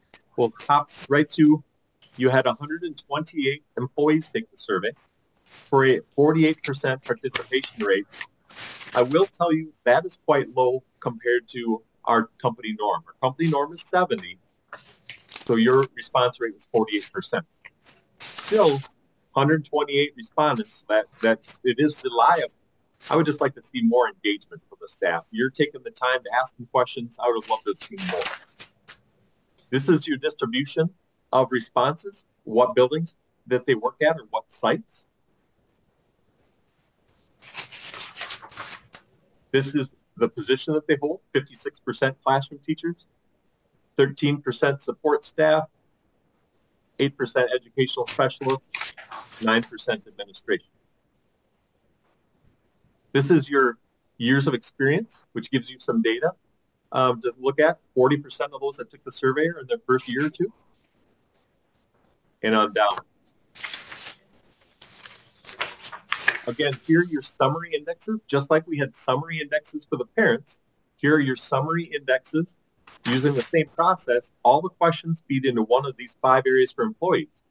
How they feel about the academics of the school, how they feel about employee engagement, how supported they feel, how the student experience is, and how the staff experience. And now you see your percentile ranks in each of those categories. But to do a deeper dive, I'll go through the same process, question by question. Within the questions about their workday, again, here's the surprise here. Many of the districts lately, the lowest scoring area is how the staff handles discipline. In Brown Deer, it's one of your highest scoring areas, 59th percentile. To Anita's question, though, that's because I'm going by percentile comparison. If we were going by raw score, 3.09, that's why we like to see districts at least look at that comparison percentile, because a 3.09 just as a number, that would be alarming. But compared to other districts who are struggling with discipline, I would deem it a strength. Because if you have, next question, you have effective practices and policy. Here, next score, I feel supported by my supervisor administrator when I make a decision. I feel comfortable sharing input and concerns with my supervisor administrator. Most days I look forward to going to work. Our staff does a good job of educating our students. Again, you see how the scores kind of move around. Again, another reason why we go with that, we also add that percentile rank. The district seeks input from a broad group of staff members. The amount of work I'm asked to do is reasonable or manageable. Information important to my work is shared with me in a timely and effective manner. And then this is a custom question that we added at the request of Dr. Brown, Dr. Kelsey Brown. And most days there are minimal distraction in my classroom and I can teach bell to bell. So this is something we could measure longitudinally next year. Right now, this is just baseline data because we haven't asked that in other districts. We can ask any customized question the district would like down the line. How about the learning environment? Here we go. I have training and support to work with students with different backgrounds. This is a metric many districts are struggling with. So an item of pride for Brown Deer. All students are respected for their values and beliefs. Then drops off a bit. I'm recognized when I do a good job. Their view of the direction the district is headed. District administration doing what it takes to make our district successful. Opportunities for training and professional development to improve my work. School board doing what it takes to make our district successful. I will tell you, nationwide, districts are under critique, that's for sure. Not an easy position you all hold, so I give you all the credit in the world and thank you for your service. I don't know where I'd have been without the support of my board and Slinger. In the last year, I received useful feedback to help improve my work. And then, not so unlike the parents, safety, a significant concern amongst the staff too. Then measures of support. Our school supports students from diverse backgrounds. Again, kudos. One that many districts are trying to figure out what to do to raise their score in that area. Also, the next one, social emotional needs of all students being met. Many districts I'm working with this fall, that was one of their lowest scoring areas. Access to the technology I need. And the alignment I like to see, because many districts with COVID dollars and stimulus dollars bought devices. So they had a disconnect. I have the technology, I need to do my job, but they may not have had the support because the districts didn't hire the people to help run the devices. They may have had a lot of new toys and devices, but they didn't have the personnel to make sure they were running properly. Your scores are nicely aligned. You look at how satisfied your employees are. Our parents and community support the district. All students in our school are given equal opportunity to learn and experience success. I have healthy working relationships with my coworkers. Again, probably very tightly compacted, just like the cleaning score, because you look at how favorable those scores are, but the 19th percentile, that is not a score that would keep me awake at night. They're probably just all off by a couple of hundredths. Staff input is valued. Materials and supplies I need to do my job well. Our school has a process to ensure every student has a connection with at least one adult in the school. I try to look for crossover areas, and that was also one in the parent survey as far as that connectedness between staff and a student, or the connected between the staff, the parents, and a staff member. And then the district's pay practices are fair. Really tapered off. We do ask these questions about support, something we recently added in the last 18 months to the survey. Our school, because we want to split out supporting students with different needs. So our school supports equitable opportunities for racial backgrounds, excellent. Economic backgrounds, clearly accounted for. Cultural backgrounds, clearly accounted for, along with gender differences. What tapered off a bit were students with special needs. So top 5, as we just highlighted, working with students with different backgrounds, the respect that students feel for their values and beliefs through the eyes of the staff, meeting the needs of students emotionally, and technology support. Areas to be addressed: connectedness between students and an adult in the school, workload, communication, pay practices, and safety. Interesting for me to be able to be blessed to sit through your meeting tonight, because I know you're working on all kinds of safety things, because you have an extensive report of safety enhancements that you just allocated dollars for. So who knows, maybe a year from now, that score changes significantly, particularly with the staff who are intimately aware of what's going on there. So, and then we asked the question on a scale of 0 to 10, how likely are you to recommend the district as a place of employment? Much like the parent results, we asked a 0 to 10 scale here. And much like the parents, the highest score is neutral. You landed at a 5.76. The average score on this question is a 6.91, puts you at the 16th percentile.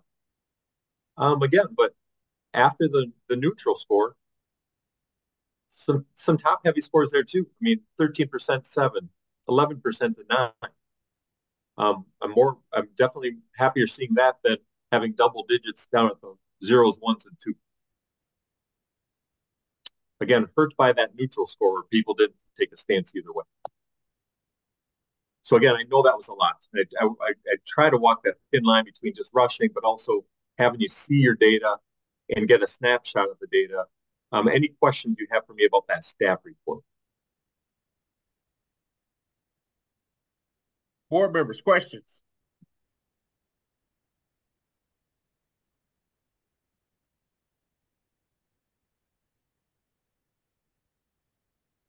All right. All right. Well, thank you for your time tonight, everyone. I'm grateful for the opportunity to serve your district. Like I said, I'm very passionate about this process, having done it in my previous school district. Down the line, as I know you transition your leadership, please don't be shy to reach out to me if you want to conduct this again in the fall. Just take this baseline data and do a longitudinal study.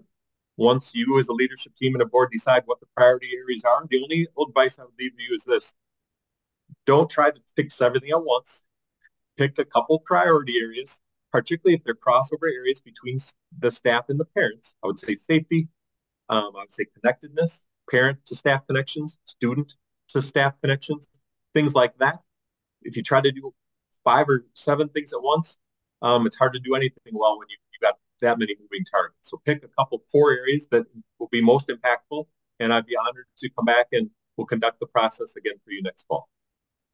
Okay. You know, Darren, and one of the things that was when we looked at the scores, the areas where we were low, those are actually the areas that we've actually really been concentrating on and trying to work on and being able to move forward and stuff, because we have heard some of the input from our parents and from some of our staff and trying to work on some of these different things, especially like the safety and the bullying and some of the things for academics. So we're definitely already trying to address those things. And we recently, what was that, the board members, what was that, about 2 months ago? We had a showcase on all of the different safety measures that have gone into, that we've implemented, that have been implemented in the last, 3 years, to where we were, to what's going on now, and some of the things that we have in the future and stuff. So, you know, hopefully that'll be able to bear some fruit. And I would tell you this, sometimes, you know, some of those communication scores you saw, maybe there's just not enough awareness amongst the parent base of what you've done. Maybe you're working really hard at things and just haven't told your story enough. Or maybe, you know, I'm sure the staff know, but are we sure the staff knows? Those are some things to consider too. We know sometimes we're working so hard at things, we don't do a good enough job of sharing out what we're doing. And I would also tell you, again, it's not just about improvements. Celebrate. Look at some of those areas that districts are really struggling with. Mental health, you're meeting the needs of kids with diverse backgrounds. Those are some of your strongest areas. You know, there might be districts that I work with in a couple of weeks that are saying, hey, I want to call Dr. Beadle and his board and Dr. Kelsey Brown and her leadership team and talk to them about what they're doing there, because that's where our lowest scores are. So there's plenty of strengths within these 2 reports too. So again, let's stay in touch. Let me know what I can do for you down the line here, sir, and the rest of the board. Okay. All right. Appreciate you. Okay. Take care. And also appreciate you sitting and waiting through an hour and a half of our board meeting to be able to share this information. Hey, it's my pleasure. I was very impressed. You're doing some great things, some great reports from your business manager, great report from your buildings and grounds. So kudos to you. You're working hard on a lot of important things. And trust me, I know the inside of a school, and proud of what you're doing. So kudos. No problem at all. All right. Appreciate it. Thanks. All right. Thanks, Darren. Let's go on to our next item is, all right, engage board and community lead discussion of the 2024 state education convention. Well, we know that we'll be going to the convention next week. All board members, I think all board members actually have signed up for it. Dr. Kelsey Brown, members of your administrative team have also signed up and are attending. Dr. Glass, believe is attending. Ms. Ramos and Ms. Kevin, I don't know that we talked. Are you attending? I don't know that I am, because we have a lot to happen in the next couple of weeks with all the reporting going on. So. Oh, that's right. Yeah, you shared that with me. Yep. So Ms. Ramos and Dr. Glass for sure. Okay. All right. Sounds good. And then for our board members, I know that a majority of us are actually trying to go I don't know, there may be some carpool opportunities for individuals rather than, everybody trying to potentially drive and having to pay for parking. So again, that'd be something that, just contact each other and stuff and see if there might be a way for us to be able to carpool and being able to do that. And then the other thing too, in relationship to the convention, they've actually sent out the information for it and for the sessions. And if we can, as we've always done in the past, let's try to split some of these sessions up so we're all not trying to go to the same sessions, but get a nice, well-rounded opportunity to see, go to different sessions and be able to bring that information back to the rest of the board and be able to bring that to the district. And I'll also add, Dr. Beadle, that there is an email sent out regarding the downloading of an app so that you can choose your sessions. I find that app works really well instead of trying to, tussle around with a book and paging through the book and finding where all the workshops are. And then I'm also presenting with CISA 5 for evaluations in the Frontline platform, and on Friday, and also with Strive 365 regarding their social emotional support on Friday. So I'm double booked in presentations. So I just learned that like tonight, but it'll be a great opportunity to present with both of those organizations on the work we've done in Brown Deer. Congrats on that and being able to be a presenter. And I'm quite sure one of us will be actually be in the session that you'll be presenting in. Thank you. All right. Our next area is... One second. I'm sorry. Hey, Dr. Brown, would you be able to get us those specific times that you will be presenting so that we don't miss it? Yes, on Friday. Yes, please. I'll send it to you in an email. That'd be great. Thank you so much. I really want to be there. Thank you. You're welcome. All right. Let's go on to our next item is the approval of the 2024 WASB State Convention proposed resolutions. Now, with that one being said, Ms. Ashley. Dr. Beadle. So, and board members, have you had an opportunity to take a look at the resolution? And if you have, and you have some concerns, what is laid out in kind of the resolutions that are being proposed next week? You've had in your hands, it's not too late to take a look at it. Shoot me an email or text if you have any concerns. What I would suggest is look at what WASB supports. More often than not, they align with most of the districts. But I do want you to have an opportunity to do a deep dive into those resolutions. And we've had them in our hands for, at least a couple of weeks. And if you've got some questions, shoot them to me. If you want me to vote a certain way, also let me know too. Well, tonight, actually, we were going to make a motion to approve the resolution. So, okay. Yeah, I think we've all had enough time, and I think our previous meeting kind of made some discussions in relationship to some of the items and some of the areas that they were talking about. And I don't think that any of us actually saw anything that gave us pause. I certainly didn't see anything. Right. So with that being said, if people are comfortable, would anybody like to make a motion to approve? So I have a question. Are we going to just blanket approve all of them, or are we going to walk through each one? I think for us, with this one right here, would be a blanket rather than going through each one. I think so too, because we've had them for a minute. Yeah. Okay. So I will make a motion to approve the 2024 WASB State Convention proposed resolutions as presented. All right. Thank you very much, Ms. Robinson. Motion has been made. Do we have a second? I'll second. Thank you very much, Ms. Walker. Motion made and seconded. Any discussion? I just hope that we're able to get through all of them this year and get them approved. Yeah. Well, I will say this, it's not quite as many as last year. Not like last year. Last year, I think there was about 30 pages of resolutions. This is a little more thoughtful.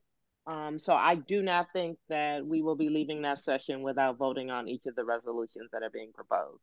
So yeah, we cannot have a meeting like last year. Yeah, that was crazy.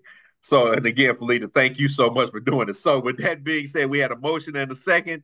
All in favor would raise hand and or aye. Any opposed? Hearing seen none, motion carries 6-0. All right, let's go to our next item. Trying to go between screens.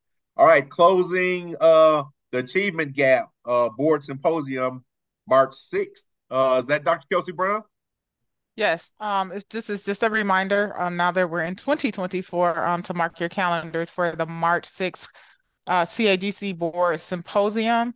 This is the one that takes place at Wauwatosa West High School. Dr. Means is the superintendent responsible for hosting, and it will take place from 6 to 8. And once I learn more about the speaker, who the presenter will be, I will share that additional information as well. All right. Questions for Dr. Kelsey Brown? And is that's the one that's at Wauwatosa West usually? Correct. Okay. All right. Any other questions for Dr. Kelsey Brown? All right. Thank you very much. All right, let's go on to our item number D, discussion and approval of the superintendent search and the timeline of events. But we will not be voting on the search firm. That will be the next board meeting, and also for the community survey. So with that being said, let's go into this. All right. So with the district administrative search plan, so where we're looking at is look for the approval of the search process and the timeline tonight, starting at 1/9.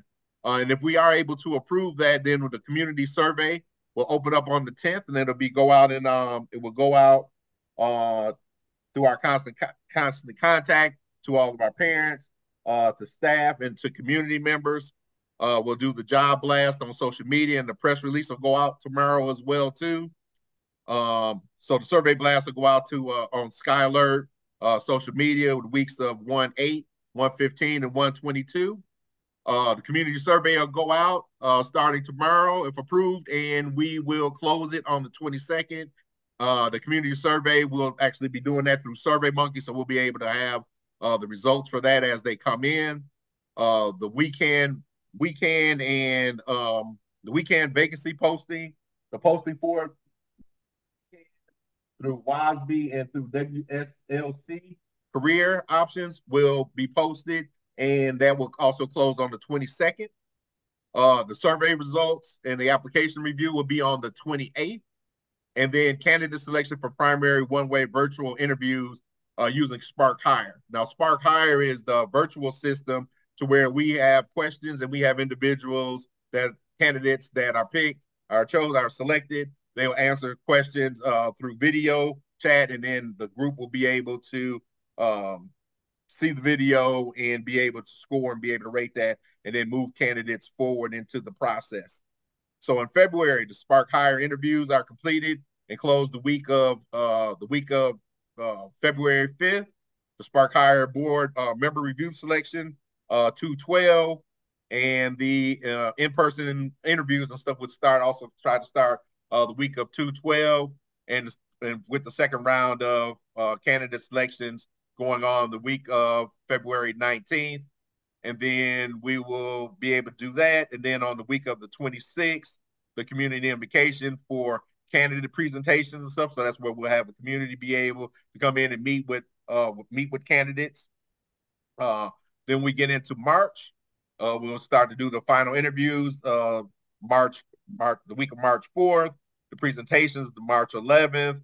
And then hopefully after 3 rounds of interviews, the board should hopefully be able to select a candidate during the week of 3/18, and then be able to negotiate with the finalists and be able to approve a contract. And that would be at the end of March. and be able to go from there. I know it seems as though it's a very aggressive timeline, but I think that because of the district that we have, and I think because of the candidates that we believe that will be coming, I think we're in a really, really good place. I had a conversation with WASB, BWP, School Exec Connect, and Ray and Associates for them to be able to give us proposals to be able to handle some of the a la carte components of the search plan, and some of those things would be like the candidate screening, candidate background, help facilitate the community meeting, and then a review of the interview questions. One of the things that we did not need to do, since we actually did this process 4 years ago, is having to have one of these companies do everything from start to end, and being able to say the average rate was about anywhere between $17,000 to $20,000. And hopefully, I think by us being a la carte and being able to have some of those things from the previous search, hopefully we should be around in that $5,000 to $8,000 range in relationship to being able to do that. Board members, did you get another opportunity to be able to look back at the revised schedule, search plan schedule? So I do have a question for the February time slot. Mm-hmm. There's slots for the Spark Hire interviews, and then there's a spot for internal candidates in-person interviews. So is that exclusively to internal candidates? Right. Well, what we didn't want to do is because internal candidates, we didn't want them actually coming into the district to be able to do their interview. So what we'll end up doing is having to find a neutral site for them to be able to do their in-person. So they'll do in-person versus the Spark Hire? They'll also do that one as well too. But the rest of the individuals, we generally have them come to the district and do their interview, but we wouldn't do that with the internal candidates. So I asked the question because there's nowhere that indicates where in-person interviews will happen with external candidates. It's the second round of interviews.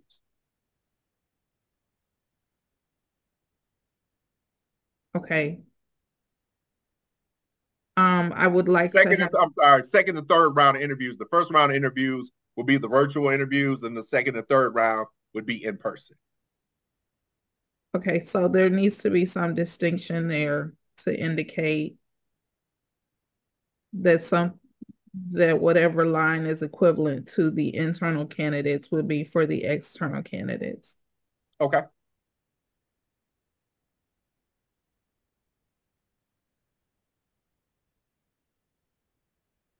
All right. Board members, any other questions in relationship to the timeline?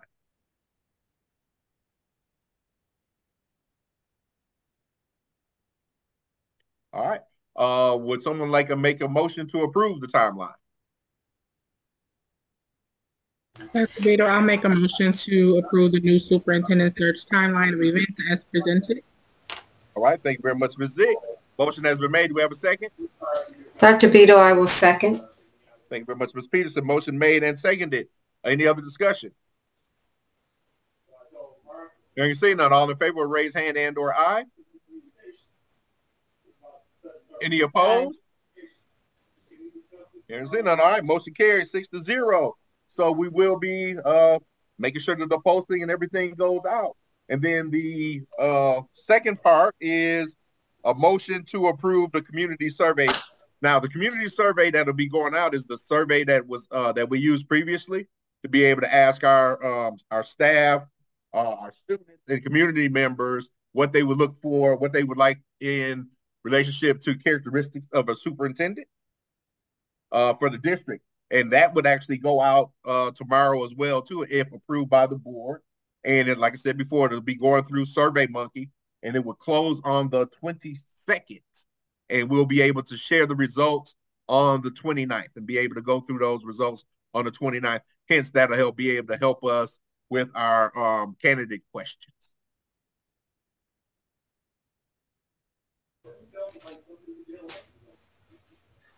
Are you looking for a motion? Yes, I am. Oh, okay, Dr. Beto, I'll make that motion to approve the community survey for the new superintendent search for the school district of Brown Deer. All right. Thank you very much, Ms. Peterson. Motion made. Do I have a second? I'll second. Thank you very much, Ms. Zeke. Motion has been made and second. Any other discussion? Hearing and seeing none, all in favor will raise hand and or aye. Aye. Any opposed? Hearing and seeing none, motion carries 6-0. And then the other part in there, but it actually wasn't supposed to be in there as a motion, was the proposal for the organizations that I listed before: WASB, BWP, School Exec Connect, and Ray and Associates, to be able to help us with some of the a la carte items of the search. And so what we'll do is have them all have proposals for us, and I'll have those proposals at the next board meeting, and we can go through those and be able to vote potentially on company or organization to be able to do that. All right. Any questions on those 4 organizations? These are actually organizations that actually 2 contacted me, and 2 were part of the last process that the last superintendent search. Can you mention what those orgs are again? WASB, BWP, School Exec Connect, and Ray and Associates. And we'll be reviewing those at the next meeting? Yes, they should have the proposals for me for the a la carte portions of this, and should be getting them to me, and they should be prepared, ready for the next board meeting. Okay. All right. Okay, let's go on to our next item is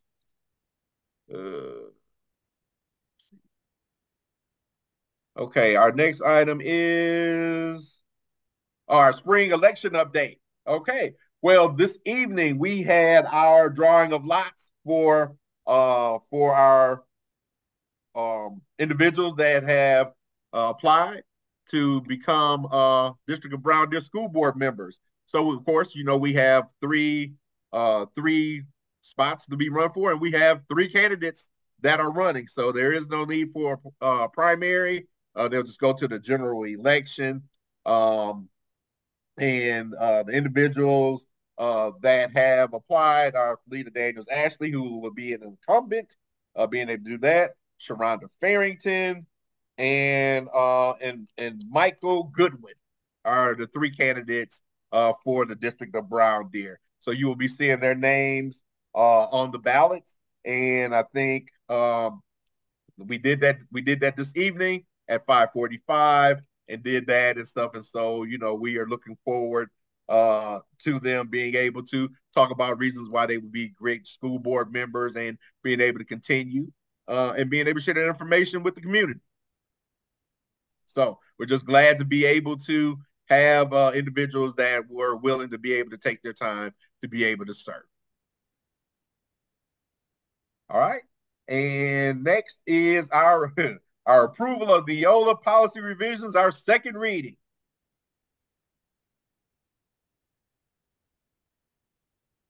All right. Okay, so with that being said, okay, so we don't need to do, there is not a motion for this one. It's more informational. Did anybody have any other questions in relationship to the second reading for the Neola policy revisions? Anything that you see that you would like to discuss or be able to go over? So again, anything before we go to ask for a motion to approve the second reading? All right, would someone like to make a motion?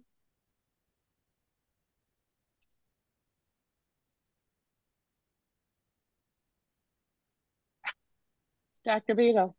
Yes. I'd like to make a motion to approve the second reading of the Neola policy revisions, including all those listed from 1 to 49. 49. 49. All right. All right. And Thank you very Thank you. Thank you very much, Ms. Ashley. A motion has been made. Do we have a second?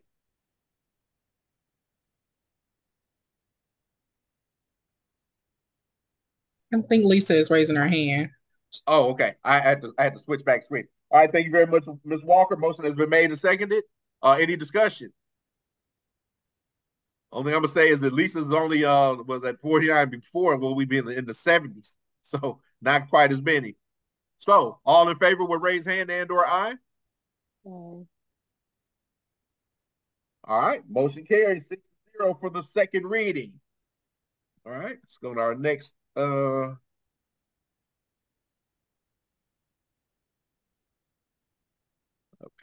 second, I'm sorry.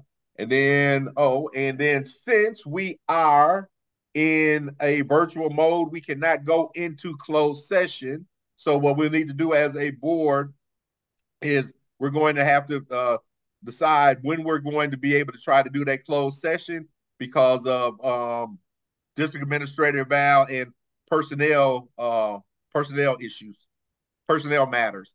So we can wait until the next board meeting to be able to go into that closed session, and or we can pick a time to be able to do that closed session and be able to schedule that one before the next board meeting. Now, again, I know that there's a lot of different things that are going on right now. We've got the state convention and other things or whatever. So I don't know exactly how board members feel about trying to do another special board meeting, or would you rather just want to wait until the next board meeting to be able to do the closed session? I'd like to wait until the next board meeting if the rest of the board are in agreement. Board members' thoughts? Thank you very much, Ms. Peterson.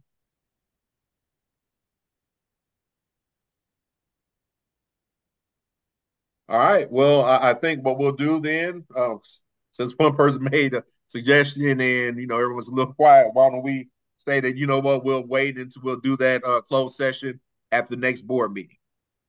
Would everybody agree? Yes. I can agree with that. Okay. So we'll be able to do that. Dr. Kelsey Brown, we'll make sure that that goes on to the next board meeting. So okay, that agenda item, I'm sorry. I'll just say for the board to be sure that we're prepared, considering that we did not have opportunity for discussion tonight, and there may be things that come up between now and then as well. So just be prepared for an extended meeting that night. All right. With that being said, all right. So with that being said, would someone like to make a motion to adjourn? So moved. All right, Ms. Ashley, do we have a second? A second. All right, Ms. Robinson, motion made and second. All in favor, raise hand and or aye. Aye. Aye. All right, none opposed. All right, motion carries 6-0, and I call this meeting adjourned at 8:25 p.m. So now